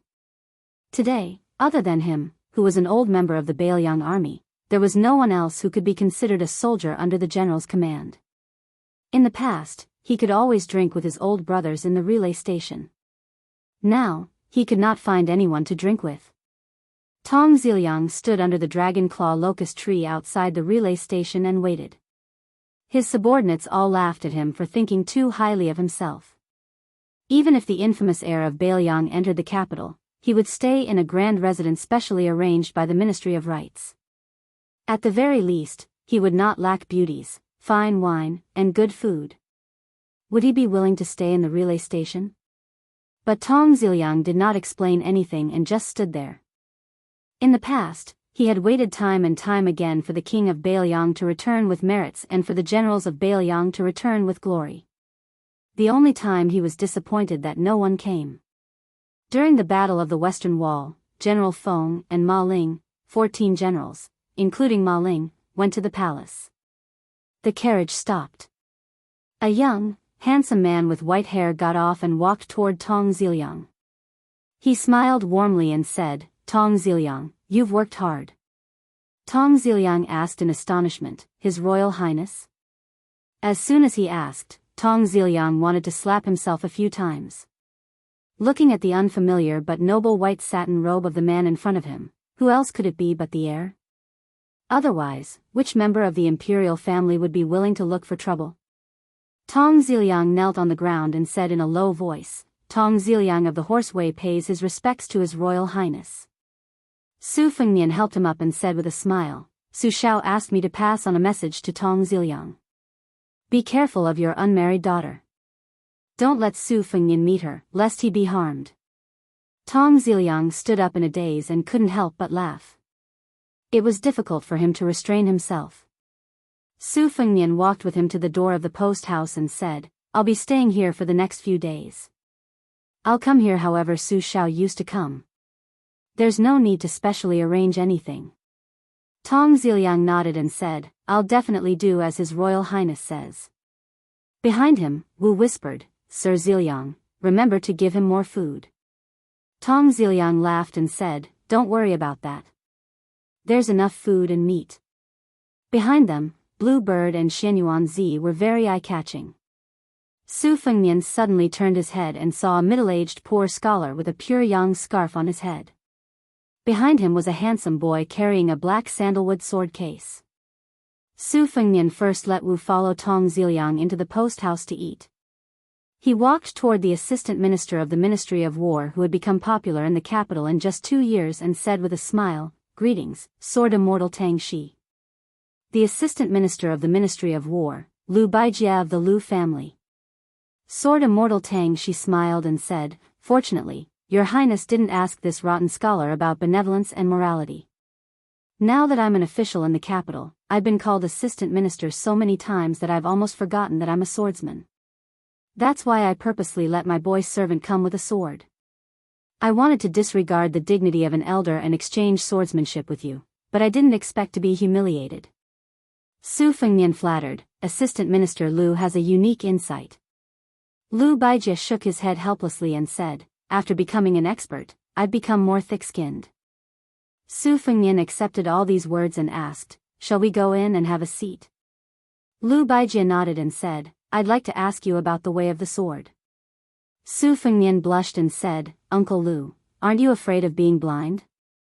Lu Baijie said indifferently, not to mention that Li Chungang personally taught me the two-sleeved green snake and Dong Tai gave me the 12th sword, even if I, Lu Baijie, am a frog at the bottom of a well. I should know that even if the 5th raccoon stood there and let me stab him a few times, I might not be able to kill him. Su Fengnian was silent. Lu Baijie joked, don't worry, no one in the capital believes that you really killed the mountain master of Mount Bubang. They all say that it was done by the king of Bailiang's men of sacrifice. It has nothing to do with you. Su Fengnian was about to speak when the boy servant with the sword on his back shouted in shock, Teacher, there's a ghost on the locust tree. Lu Baijie turned around and knocked him on the forehead. A red robe was hanging on the lush dragon claw locust tree. Lu Baijie didn't even look at it and said softly, Xianji. Su Fengnian shook his head and said, it's already a celestial phenomenon. Lu Baijie laughed and said, I'm indeed worthy of being called a frog at the bottom of a well. Su Fengnian held back his laughter. Lu Baijie was puzzled.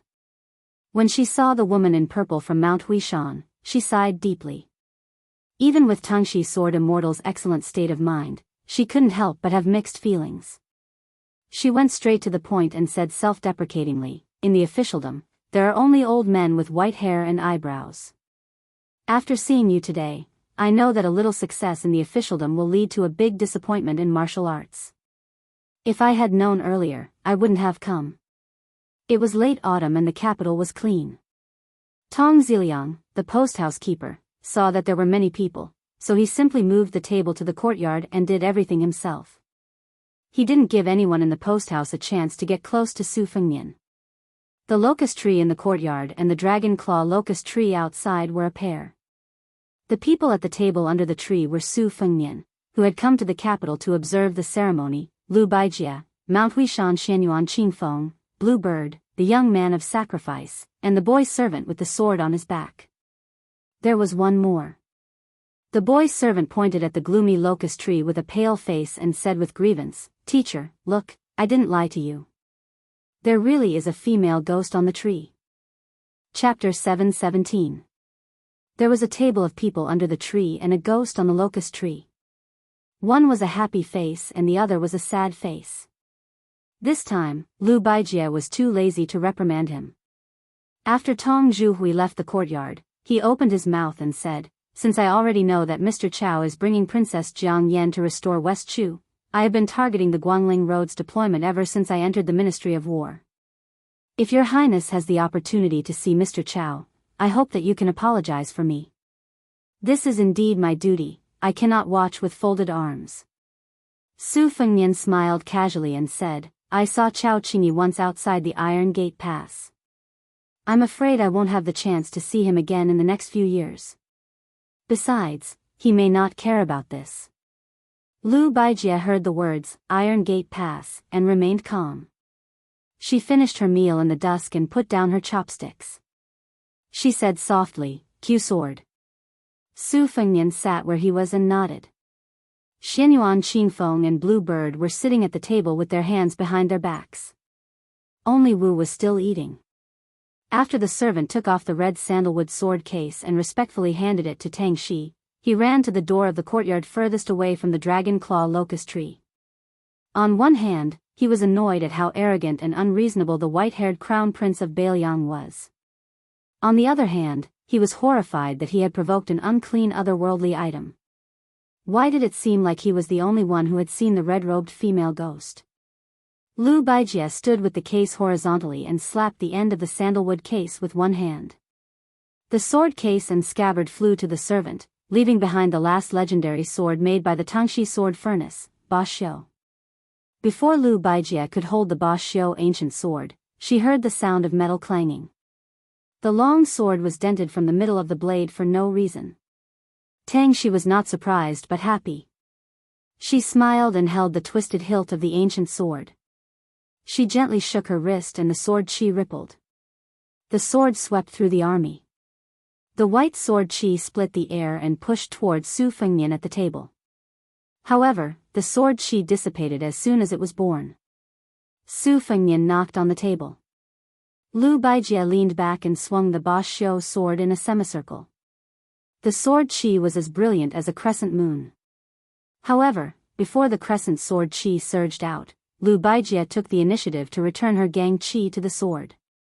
She slapped the ground with her palm and spun. The tip of the Ba Xiu sword in her hand twisted like a snake. The leaves in the courtyard kept falling and drifted between the two. The tip of the sword was alive, but it was not a straight line. There were 3 leaves on this line, and only the one in the center was crushed into powder. Clearly, this was a superior sword technique. Su Fengnian drew a line on the table with his finger. The flying sword and the sword chi collided, and a cloud of mist spread out. Sword Immortal Tang, she stepped forward as if she was treading on gang chi. Her sword chi surged, and the fallen leaves on the courtyard were wrapped up by the sword chi. They rose with the wind, and the sword chi became thicker. Lu Baijie abruptly withdrew her sword and threw the Ba Xiu sword to the attendant and the sword case. The attendant hurriedly caught the ancient sword and put it back into the scabbard. Only when he focused his eyes did he see that around his teacher, who was praised for having a divine sword, more than 10 flying swords had stopped trembling slightly. He was shocked. He turned to look at Su Fengnian.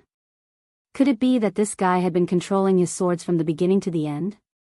Lu Baijie sat back down at the table and frowned. Compared to Gangnam-do, why didn't your inner chi improve when we first met? How did you learn the 12 flying swords? Su Fengnian said frankly, the Wu family's sword tomb nurtured swords in a different way. After a flying sword embryo was perfected, not to mention a second-rank inner chi, even a third-rank inner chi would be able to control the sword and fly dozens of feet in the air. It was said that the Wu family's young children could kill butterflies with their bamboo horse flying swords, and it wasn't an exaggeration. Lu Baijie smiled and asked, but how did you manage to nurture 12 flying swords with sword embryos at your disposal in just 1 year? Was there a shortcut to success? Su Fengnian shook his head and said, there were a few coincidences, but I mostly relied on the most clumsy method of grinding. 12 swords. I nurtured them once every 2 hours, and I persisted for more than half a year. Lu Baijie sighed and said, only through hardship can one rise above others. The ancients didn't lie to me. Su Fengnian said bitterly, I once reached the Vajra realm, but I've entered the false realm twice. I don't think I'll have any more achievements in the first-rank realm in this lifetime. Lu Baijie asked, 2 false Xian fingers. Su Fengnian smiled and said, 1 false Xian finger and 1 celestial phenomenon. So even if I can make a breakthrough, I'll have to go straight from Vajra realm to Earth Immortal. But I'm not that Buddha. This time, even Lu Baijie's expression changed dramatically. She slapped the table and sighed, what a pity, what a pity. Su Fengnian said, in the future, I won't be able to focus solely on martial arts. I'll just take it as pushing the boat with the current and finding a way out. Chapter 718. Lu Baijie shook her head. At first, I didn't believe that Huang Longsher had transferred his fate to Jianghu. But now, the younger generation has sprung up like bamboo shoots after a spring rain. Whether it's innate talent or fate, they're far better than they were in the past 60 years. It wouldn't be an exaggeration to say that they're the most outstanding in the past 500 years. I had to believe it. I had high hopes for you, hoping that one day you'd be one of the top 10 in the world.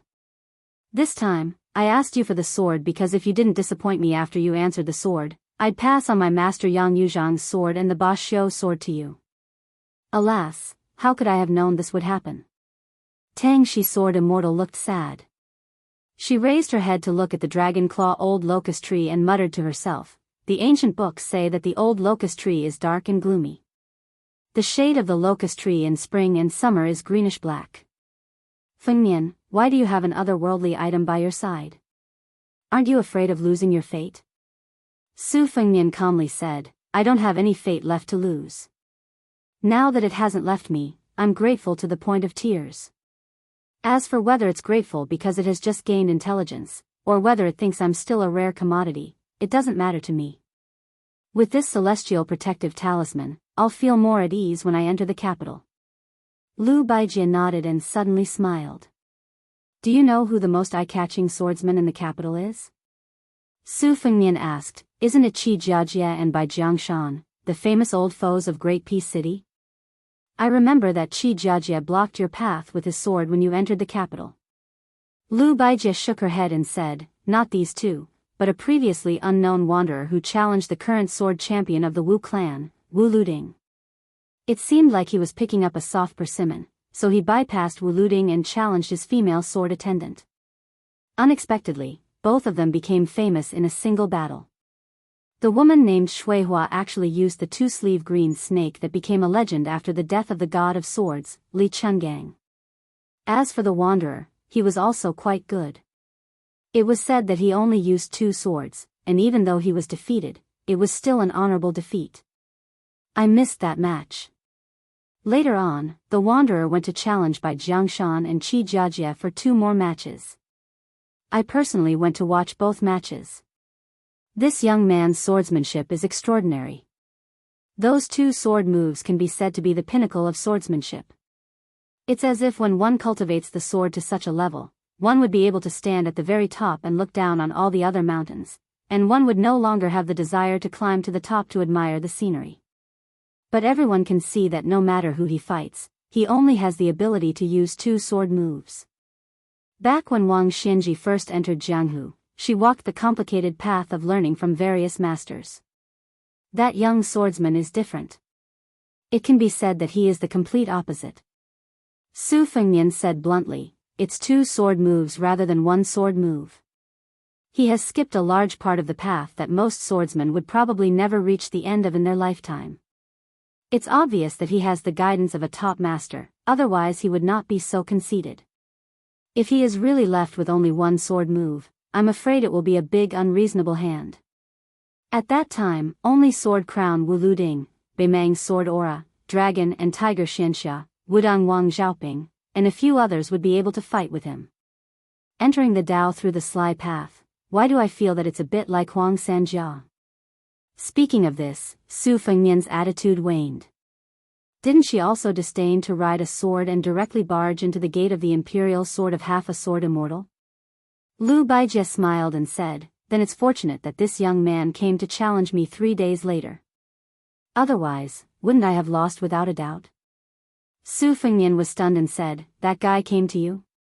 Sword Fairy Tangxi smiled and said, I just wanted to give you the sword so that I could find an excuse to hide. In order to watch his 2 sword moves during the day, the imperial censor has already flown into the palace like snowflakes. It can't be done more than 3 times. Su Fengnian whispered, you wanted me to replace you in the sword fight? Lu Baijie nodded and said calmly, didn't the millions of people in the capital not believe that you could kill the 5th raccoon? Su Fengnian said helplessly, I'm sorry to disappoint you, Uncle Lu. Lu Baijie did not say anything to comfort him. Instead, she added fuel to the fire and said, that's why it's better for me to personally participate in this sword fight. Take it as a farewell to your hopeless swordsmanship. You can forget about the tyrannical show sword. As for my master Yang Yuzhang's swordsmanship, as long as you don't cause any trouble before the Lidong observance ceremony, I can still consider it. Su Fengnian whispered, the tree wants to be still, but the wind will not stop. With a sigh, Lu Baijie got up and left. The little attendant did not dare to underestimate the white-haired young man like before. He hurriedly followed his teacher out of the yard, feeling wronged and suspicious. He lowered his voice and said softly, Teacher. Sword Fairy Tang she gave him another chestnut. If you have a clear conscience, there are no ghosts. The young man with the sword case lowered his head and muttered, but that red-robed ghost hanged on the old pagoda tree like a hanged ghost. It's really scary. Go back and reflect on your mistakes. Copy books. Teacher, why does the heir have white hair? Why don't you ask him yourself? I don't dare. He already knows how to use a flying sword. I didn't treat him well in Gangnam-do either. What if he's narrow-minded and comes to take my head with his sword? Who's going to carry your sword for you in the future? Didn't you also not believe that he killed the master of troop raising mountain? You even made a bet with Xiao Chu in private. How much did you lose? Hey, it's only a few coins of silver. I think I lost too little. Look at you. When you're young, you're lucky to have met the girl you like. If you're confident that you can make her happy and stable in the future, then hurry up and say it. I haven't studied enough. I'm not learned enough, and I haven't learned the sword art well. Teacher, why don't we do it a little later? As you wish. Lu Baijie nodded and said goodbye to Tong Ziliang, who was guarding outside the yard. She walked out of the post house and turned to look at the dragon-clawed pagoda tree. In the medicine book, there was a budding pagoda tree. When boiled in boiling water, it could make people live forever without turning white. But what was the use? The children of the Su family realized that the one who suffered the most was Su Fengnian. Chapter 719. Under the shade of the old pagoda tree, Xianyuan Qingfeng asked tentatively, is the person visiting Horseway your Uncle Lu, or the Assistant Minister of the Ministry of War, Lu Baijie? Su Fengnian said softly, it's all right. Using the identity of Sword Immortal Tang Shi, asking for the sword and gifting it to clear our relationship. Lowering myself to greet a junior as a senior, I don't need to meddle with Lu Daolin, the Minister of Rights. Uncle Lu isn't an ordinary person, but he's in a high position in the imperial court. He has to think for his family, so he can't do both. I know what's good for me, so I won't embarrass him. If it were anyone else, they wouldn't dare to visit me personally under the emperor's nose. They'd probably just find someone to pass on the message to Horseway. Xianyuan Qingfeng sneered, officials are indeed much more cunning than the Yellow River. Su Fengnian laughed, that's already considered simple and straightforward. Xianyuan Qingfeng skimmed over this foul matter and asked curiously, who do you think will be the first to come to Horseway to make trouble for you? Su Fengnian thought for a moment, then said slowly, there are many influential people in the capital, but those who dare to come to my door directly can be counted on one hand. Princess Sui Zhu, who is absolutely irreconcilable with me, is definitely one of them. Then there are a few others. As he said this, Tong Ziliang knocked on the door a few times, then reported, Your Highness, Her Highness the Princess is visiting Horseway incognito. Xianyuan Qingfeng was stunned. Su Fengnian, who had always been a jinx, stood up with a self-deprecating expression. I'll go take a look. Princess Sui Zhu Zhaofengya had already arrived at the outer courtyard. Her retainer was still that noble from Dongyue, Zhang Huan, who carried the twin sabers at his waist. He had gone to Sundiao Temple, one of Wudong's 12 supervisors. After returning to the palace, he quickly lost his power and faded out of sight. She saw Su Fengnian, who had nothing but a jade belt around his waist, and clicked her tongue. You don't even dare to wear a saber now? What, are you afraid someone will challenge you to a duel and expose you? You even said you killed the 5th raccoon of Mount Tibbing. Who are you trying to fool? Su Fengnian narrowed his phoenix eyes, which many women could only dream of, and smiled. If you believe it, then it's... Zhao Fengya was furious. Furious. Uncle Su Ziliang, why did you come here? Don't you think it's embarrassing? Su Fengnian said indifferently, Su Xiao asked you to take me to try some snacks in the capital. I think we should forget about it. Zhao Fengya spat. You're such a big pile of dog shit. I can't wait to take a detour. Of the Princess Zhao. Of Zhao's. Of the.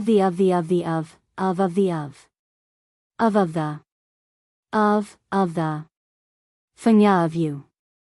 Of the. Is. Of. Xianyuan Qingfeng stood behind Su Fengnian with a smirk. He was obviously gloating. Zhang Huan, who had 2 Changdang swords at his waist, did not dare to let his guard down when he saw Su Fengnian. When he saw the young lady in purple, it was as if he was facing a great enemy. Her Royal Highness, who did not know the immensity of heaven and earth, was really suffering in silence for provoking others. Jianghu was different from officialdom. In officialdom, the more cunning the old fox was, the more vicious he was, and the more respected he was. In Jianghu, it was better to bully a white-bearded old man than a young man. After the Jianghu people passed their prime, most of them were like chess pieces. Their level of improvement was much lower than when they were young. The crown prince of northern Liang was a far cry from the Wudang mountain. Zhang Huan had already felt that he couldn't fathom the crown prince's strength. Moreover, there was also the seductive and gloomy woman. Her aura was so strong that Zhang Huan didn't even need to draw his saber to admit defeat. Su Fengnian smiled and said, "That's good. I don't need to dirty the princess's feet. Everyone is happy." Princess Sui Zhu turned around and said an earth-shattering prophecy, "How dare you kill the prince? I'd like to see how you, Su Fengnian, can walk out of Great Peace City alive." Su Fengnian looked up at the empty autumn sky and said casually, "Look, a sparrow came and left." Zhao Fengya turned around angrily. Zhang Huan did not dare to stop her. She walked to the bottom of the stairs and pointed at Su Fengnian, who was standing on the stairs. "Say that again." Su Fengnian lowered his head and smiled at the tip of the shrewish and arrogant lady's small nose. Her freckles were small and playful. "I was talking about a sparrow. What does it have to do with the princess?" Zhao Fengya did not turn her head and shouted, "Zhang Huan, kill him." Zhang Huan had no choice but to slowly draw a relatively long sword. Then, there was nothing. Confused, Princess Sui Zhu turned her head to look. Just as she was about to reprimand him, she saw a scene that made her shriek. Behind Zhang Huan, a female ghost in a crimson robe was floating. She was laughing happily as she stretched out her 6 arms. One of them pressed down on Zhang Huan's arm that was pulling out the knife, while the other pressed down on Zhang Huan's head. Like most women in the royal family, Zhao Fengya believed in Huang Lao Tzu and immortals. She was so frightened that she retreated on the spot. She knocked against the stairs and fell backward. She subconsciously closed her eyes to wait for the pain, but she fell into a warm embrace. When she opened her eyes, she saw a face that she had never seen so close. A strand of white hair fell to the tip of her nose. It was soft and ticklish. Chapter 720. It was the end of autumn in the 6th year of Yongheng's reign. Today's court assembly was the last grand court assembly before the beginning of winter. Other than the 6 kings entering the capital, almost all of the officials outside the court rolled into the capital.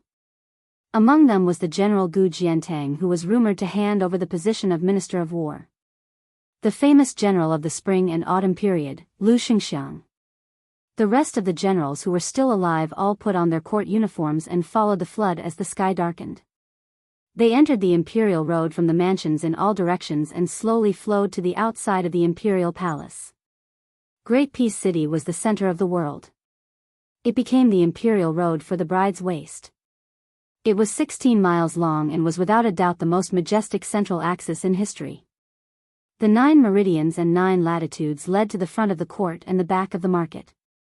The buildings on the central axis were thicker and more majestic than those of previous dynasties. The Xiamawi post house was located between the inner and outer city. It was less than half a mile away from the Yong and Gate Bridge on the central axis. The river under the bridge was called the Dragon Whisker Ditch. The people said that the water in the capital formed the Dragon Whisker here. However, Chonghua of the Liang dynasty used a bridge to subdue the water dragon. An inconspicuous carriage followed the imperial road and slowly drove to the Zhao family urn outside the main gate of the imperial palace. Outside the first gate of the imperial palace, there were 2 archways named Fu Wenjin Wu. The Ministry of War, Ministry of Justice, and other Yamen offices were named Fu Wenjin Wu. The Ministry of Rights, Ministry of Revenue, and Hanlin Academy were named Fu Wenjin Wu. They were named Fu Wen Zhenwu on the right. This old man of the Song dynasty used to write Fu Wen Zhenwu. Today's morning court assembly was very grand. There was almost no place to stand near the Zhao family urn. It was filled with all kinds of carriages and servants. The Liang dynasty had been peaceful for 20 years. There were many unwritten rules regarding the morning court assembly. The higher the carriage was, the closer it was to the walls of the imperial palace, while the lower the carriage was further away. Many civil and military officials who were neither high nor low were familiar with the situation of the court assembly. They just walked to the court assembly to avoid hurting the harmony. They did not have to fight with others for seats. It was not easy to be an official in the capital under the emperor's feet. There were no less than 1,000 people in the grand lineup. Among them, there were old men in their 60s who had gray hair but had never been able to cross the threshold of the 5th rank. There were old men in their 30s who had a bright future and were already 4th-rank officials. There were even some in their 40s who were favored by God and held power in their hands. There were nobles with high social status, and there were also royal relatives who wore embroidered robes. Some people joked that if there was an immortal on the earth who could randomly slaughter people in every morning court session, the Liang dynasty would suffer a great loss. There were also some who joked that if they could take the jade pendants of these officials into their pockets, it would be a huge fortune. As for the joke, once you get to know the hundreds of faces outside the city gate, you will have figured out the background of the Liang dynasty. The blue-eyed Zhang Jiulu led the Zhang clique, the Gu clique led by the great general Gu Jiantang, the legacy clique without a leader after Sun Shiji left the capital, and the green clique that collapsed with a bang. These were only the rough divisions on the surface. Internally, there was a tangled mess of various princes' cliques, foreign relatives' cliques, Hanlin Huangmen cliques, imperial college cliques, imperial censors' cliques, Enyan cliques, and new scholars' cliques. Some were deep-rooted and enduring for a long time, while others were declining and losing power. No one dared to say that they could make ends meet left and right in this big muddy pond where fish and dragons mixed together.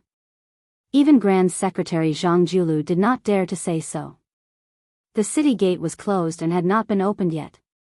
More than 1,000 people who were qualified to enter the imperial court stood in their positions one after another. There was no lack of slippery people who were still mingling in various circles and talking. But most of the officials felt the atmosphere of a storm in the city. They held their breath and concentrated their mind, being exceptionally quiet. Occasionally, they had some enlightenment and whispered to each other, but they were very careful and only whispered to the cliques around them. The carriage that got off the horse steed came a little late, so it was extremely difficult to find any gaps. It could only stop far away, and a man in white who was suspected of violating the etiquette walked down. A dozen or so officials who were afraid of missing the court meeting hurriedly ran past, not even having the time to take a look. A middle-aged, dark-skinned fat man was having a particularly hard time, panting heavily. Just as he brushed past the white-haired man, he bent over with his hands on his knees, sweating profusely. Looking at the patch on his court robe, he was a 5th-rank chancellor of heavenly strategy. He could be considered a high-ranking official in the directorate of the Qingshui Yamen. After all, the left chancellor, Huan Wen, was only a 3rd-rank chancellor. However, the fat man's bulging buttocks were so swollen that his court robe was about to burst open.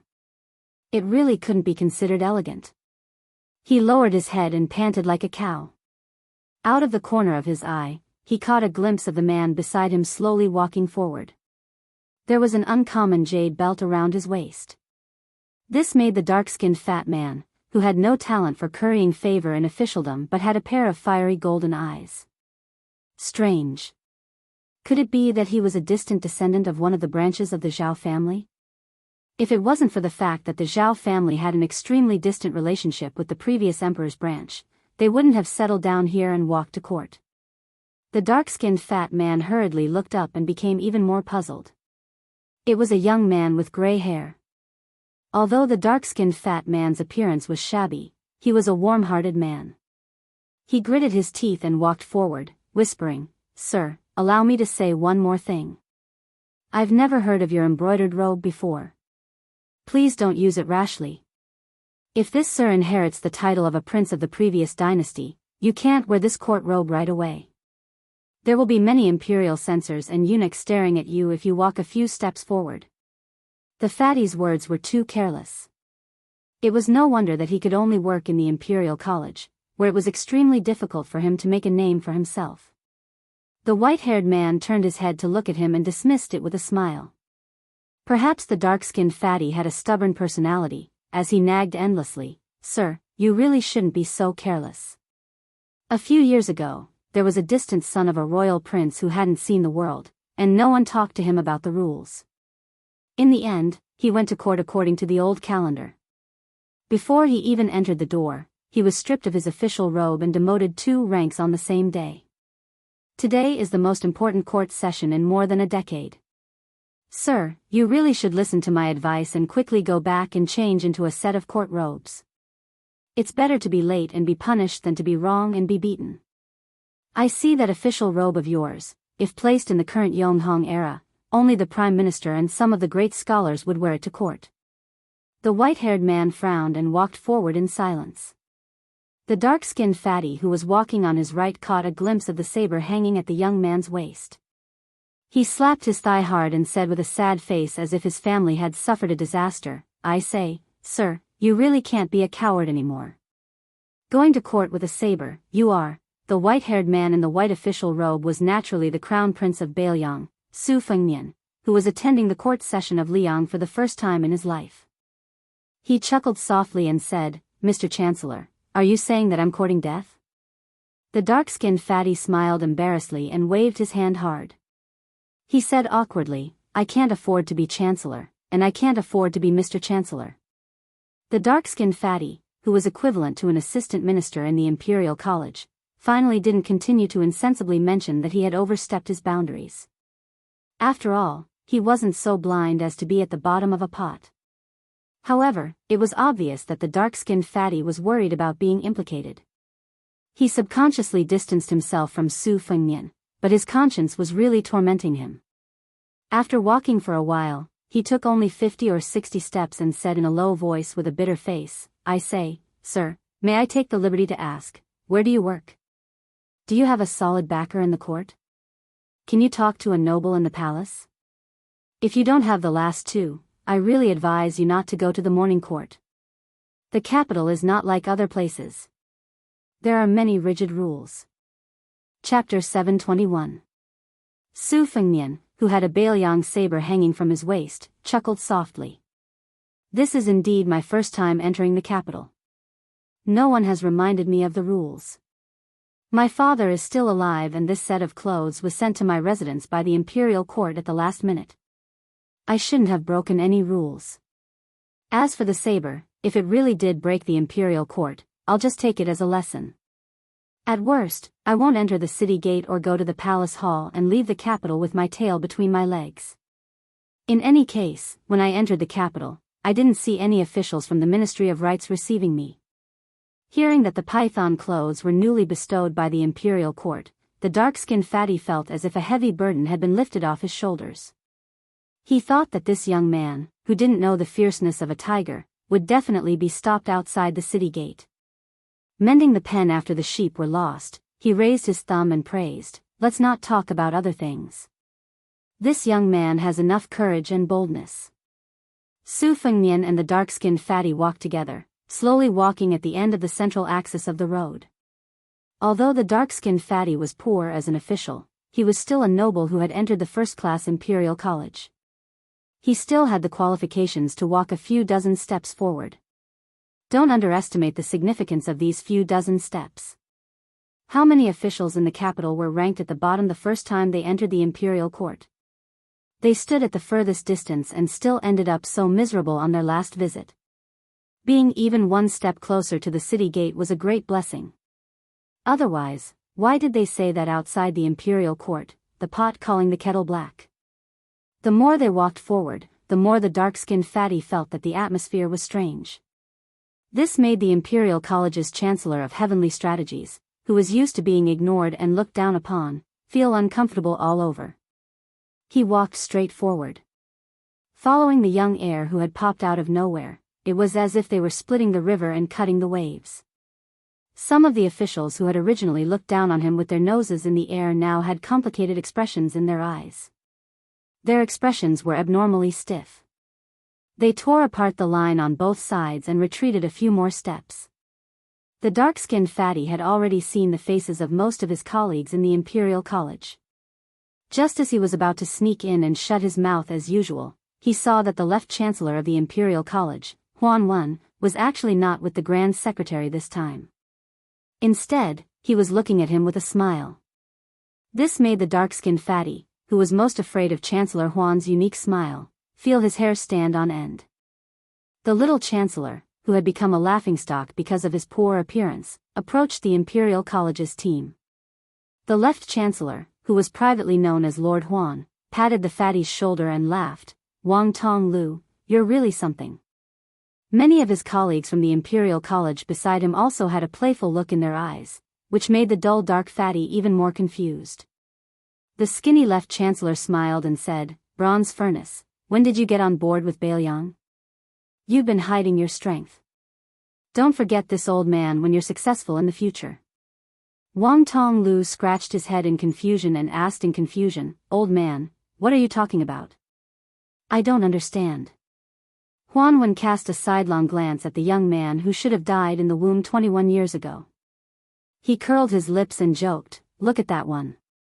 Have you been wondering all along the way why that brat dares to wear a white python robe and carry a sword to court?" Wang Tong Lu nodded his head vigorously like a chick pecking at rice. "Yes, yes. I've been trying to persuade him for a long time, but that young master only smiled at me and didn't listen to me. It made me very anxious." Even though the left chancellor had experienced the ups and downs of the officialdom, he didn't know whether to laugh or cry having such a slow-witted subordinate. He slapped Wang Tong Lu's shoulder heavily and said, "You idiot, you must have gone silly from helping to compile the new calendar. Didn't you see that on the way here, everyone looked at you as if you were the god of plague?" Wang Tong Lu was so anxious that his face flushed red. One could see the redness on his black charcoal face, which was enough to see that he was burning with impatience. "Old man, don't keep me in suspense. If you don't tell me, I'll say my stomach hurts and I don't dare to go to court." The left chancellor laughed loudly. "That brat is the Biyao heir who was said to have taken the heads of Su Huainan and Diwu Raccoon. This fox assuming the tiger's might is a once-in-a-century occurrence." The dark fatty's legs went soft. Fortunately, Huan Wen was there to support him. The old man laughed angrily. "Quickly stand up straight. I'm already so old, I can't support your 200 pounds of autumn fat." Wang Tong Lu stretched his neck to look at that snow-white back and said as if he was mourning for a loved one, "Old man, my stomach really does hurt." The left chancellor Huan Wen had always been known to be protective of his calf among the important officials of the capital. He scolded jokingly, "What a disgrace.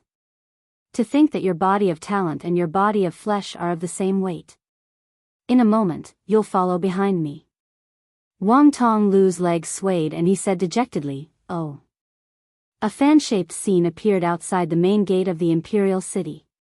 It was led by Grand Secretary Zhang Julu and General Gu Jiantang. There was also the king of Yanqi, Zhao Yi, the king of Guangling, Zhao Sui, the king of Jiaodong, Zhao Ying, the king of Huainan, and Zhao Heng, the king of Jing'an. There was also Chen Jibao, who had changed into a brand new bright red python robe. The gap behind the young man wearing the white python robe disappeared and he was surrounded in the middle. Isolated and without help. It was the same situation as Biyao and the 300,000 steel cavalry. Su Fengnian was expressionless. He said in his heart, "Su Shao, this time I'll go for you." #### things at the end of the month. At the beginning of the month, he wrote 1, 2, 3, 45. At the end of the month, he also finished what he had started. In June, at the beginning of the month, he said that he would guarantee 5,000 words a day and that he would rest for 4 days a month. At the end of the month, he would update around 140,000 words. Perhaps to many writers, this was a very insincere amount of updates. However, to me, this kind of promise still made me a bit nervous. At the beginning, he said that other than the guaranteed monthly votes, he could hold on to it. If he didn't give enough in the middle of the month, he wouldn't give it to me even if I begged him for votes. As a result, as of yesterday, on the 26th, he had already written close to 165,000 words. That's why he said, 6, 7, 8, 9. If you have any free monthly votes, you can vote for him. As for the monthly votes, there's no need for that. This month, everyone worked very hard. Even if my updates exceeded expectations, in my own opinion, it was far from what you all paid for it. The matter of asking for votes is that everyone still has the remaining monthly votes. In this month's monthly votes battle, old readers came back one after another. New readers continued to stay strong. The two sides were divided, but they complemented each other. It was very exciting. I know that at the beginning, Snow wasn't a very likable work. Xuanhuan wasn't Xuanhuan, Wuxia wasn't Wuxia, it was all in one pot. However, I was very happy when I wrote Snow. I was happy that I didn't encounter any major bottlenecks. I was happy that I silently picked up my character. I was happy that many new readers joined in. I was happy that new readers occasionally didn't understand my updates. I was happy that you all argued or explained things for the sake of the story. For me, as long as my life was stable, I didn't mind earning less money and having more readers. Of course, if I could have both, that would be the best. I was lucky to have debuted in the golden age of online literature. At that time, I never thought that I would be where I am today. I was lucky to have met you all.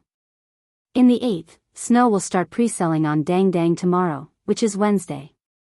Toad will probably be published in October. However, compared to Snow, Toad is still a long way off. Thus, Snow became my first published simplified Chinese book. I hope that everyone can support it within their abilities. I also sincerely hope that Snow will be a physical book that can maintain its value and increase in value. I always felt that the book in Snow would be better if it was read slowly on paper. I reckon that one of my hardcore readers at the publishing house, the beautiful girl who planned the publication of Snow, was completely speechless by my laziness. I thank her here. It was because of her stubbornness that everyone was able to see the physical book in Snow so quickly. In the 9th, next month, which is September, we will still fight for first place in the monthly votes. However, as Xiao Yi, who I have known for many years, said, we are all persevering. That is enough. I suddenly remembered a sentence from Li Yufu, I see Jianwu, Jianwu sees me. I work hard to write the book, you quietly read the book. Chapter 722. Auspicious opening forbidden purple. Su Fengnian finally saw the main hall in front of him. It had a yellow roof and red walls. The two wings of yellow glazed roof gradually fell. The main hall was built on a white sumer base. On the left and right of the central axis of his feet were the seawall tiles. Su Fengnian knew a little about geomancy. He knew that the central axis behind him was not only 16 miles of imperial road, but also a long earth axis that extended to the south of the empire. Mount Fengshan, the mountains in Huaizhong, and the many mountain ranges in Jiangnan formed three majestic mountains. The emperor of the Zhao family in the capital was sitting on the dragon throne in the main hall, listening to the world from the south. The head of the civil officials, Zhang Julu, walked to the right. The head of the military, Gu Jiantang, walked to the left. The 5 kings of the imperial family all walked slowly around Zhang Julu. Only Chen Jibao and Gu Jiantang walked side by side. Su Fengnian, as the son of a king, should not be in front. But no one raised an objection. The imperial censor shut up and the eunuchs kept quiet. Among the 5 kings, the king of Jing'an, Zhao Sun, walked behind Zhao Ying, the duke of Huainan. Zhao Sui, the duke of Jiaodong, intentionally or unintentionally, fell behind his nephew, Zhao Sun. He walked in front of Su Fengnian, but did not say anything. It was like a crumbling old wall, sheltering the young man from the wind and rain for the last time. Su Fengnian kept his gaze down and silently counted his steps. When the glorious dragon wall appeared in his vision, he was about to start climbing up the steps. When he stepped on the white jade steps, he gently turned his head back to look. There were a lot of people moving around, and the sound of jade hitting jade could be heard. his figure slightly stagnated. The old civil official behind him, who once carried the coffin and remonstrated with the king of Biyao, subconsciously retracted his foot and snorted heavily. Obviously, he was dissatisfied with the young prince's ignorance. Su Fengmian retracted his gaze and did not care about the elder's demonstration. He turned around and climbed step by step into the main hall. There was a dragon throne in the main hall. In front of the hall was the Pill Emperor. There were copper tortoises, copper cranes, and sundials.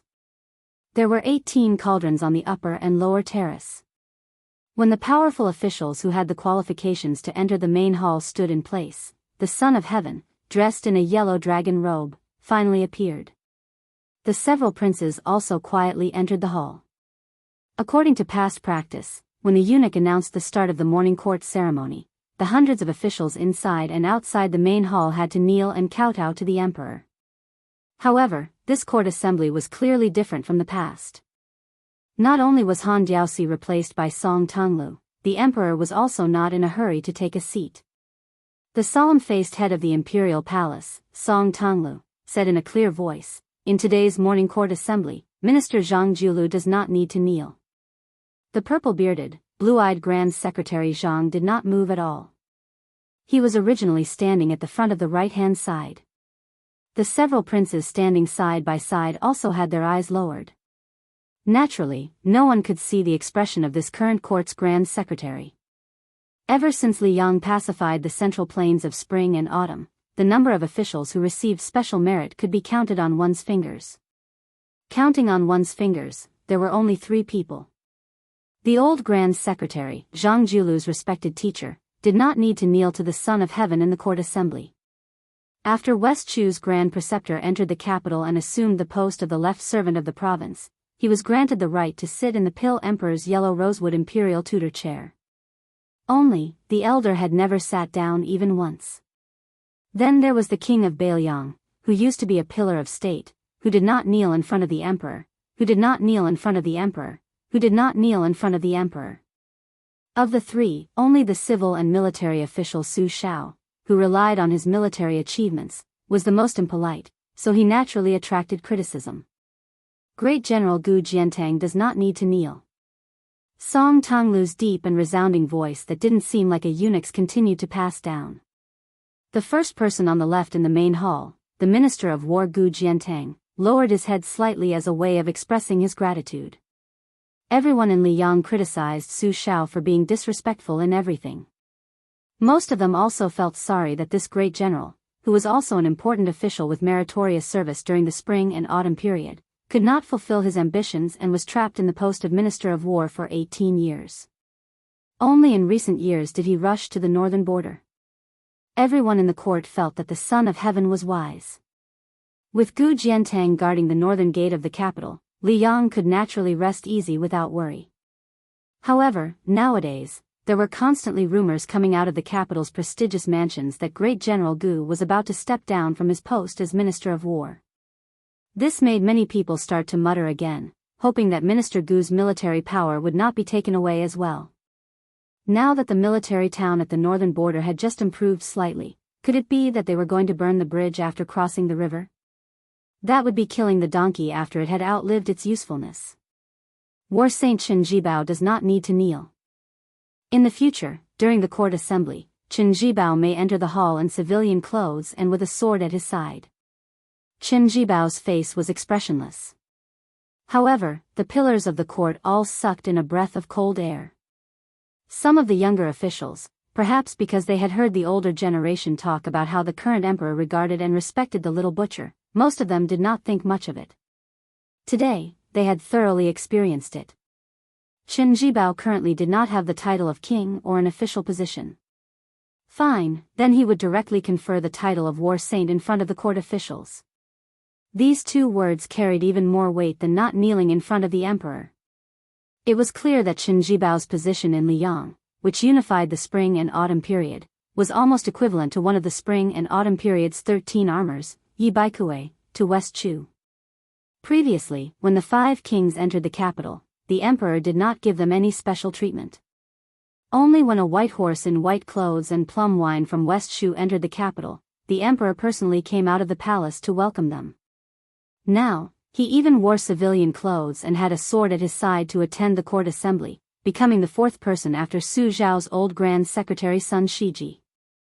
Qin Jibao's special honor could be said to be at the peak of perfection. Yan Qi King Zhao Bing does not need to kneel.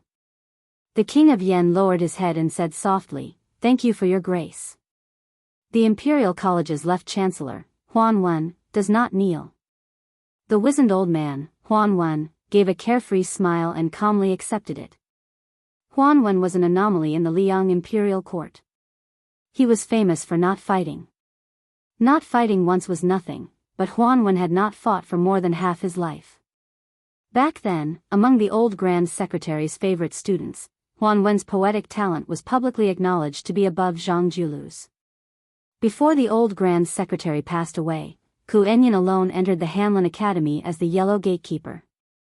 It was said that it was Huan Wen who gave the position to Bai Yan while he sneaked out of the capital and became a small foreign official, slowly climbing up the ranks without arrogance or impetuousness. Afterwards, when he returned to the capital to resume his post, the emperor originally intended for him to enter either the Ministry of Personnel or the Ministry of Rights.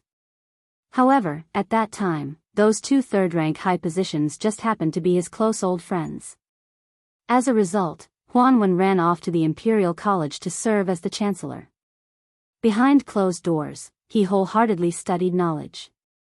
When it came to the imperial court's important officials, their reputation was high and they could be mentioned on equal terms with Huan Wen. However, in their later years, this old man Song's son and the current Minister of Rights, Lu Daolin, were just a few people. Xiongzhou's Yao Baifeng does not kneel. Chapter 723. A scholarly old man at the back bowed slightly in return, neither servile nor overbearing. Yao Baifeng had always been a free and unfettered scholar in the Liang dynasty. He himself was a first-rate Confucian scholar, one of the 5 heroes of the Yao school. His reputation was no less than the 3 heroes of the Song school. He even used his home school to contend with the private school of Qi Yanglong of the Inshua Palace. When Zhang Julu was young, he had asked Master Yao many times. When Bai Yan turned 20, he carried his books and traveled to study. The first place he went was the Wenji building of the Yao family in Xiongzhou. Yao Baifeng devoted his life to transforming the essence of Confucianism into national studies. He had students all over the world.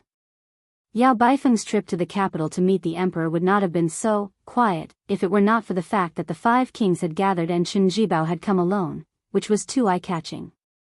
The crown prince of Biyao, Su Fengnian, will not kneel. When head eunuch Song Tonglu said this, the hall was finally in an uproar. Most of the officials standing side by side looked at each other. But the next sentence was even more shocking.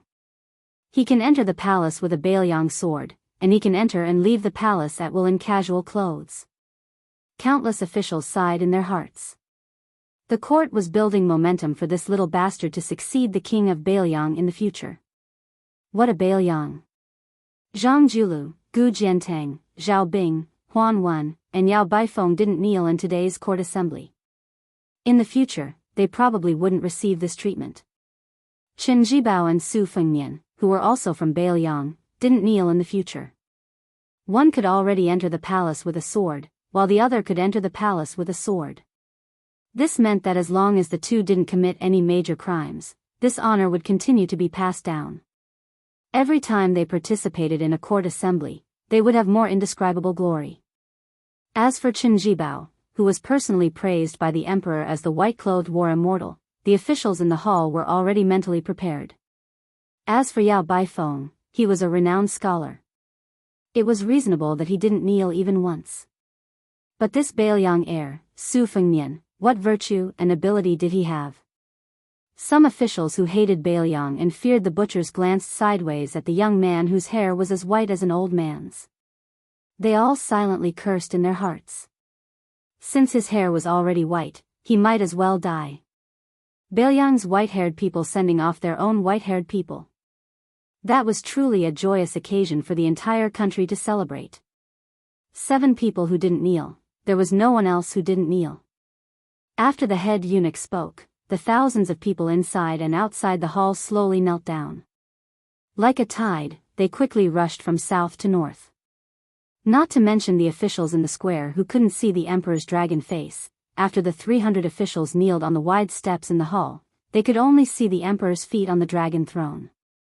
Among the 7 people who didn't kneel, most of them, including Yao Baifeng and the others, had their heads bowed.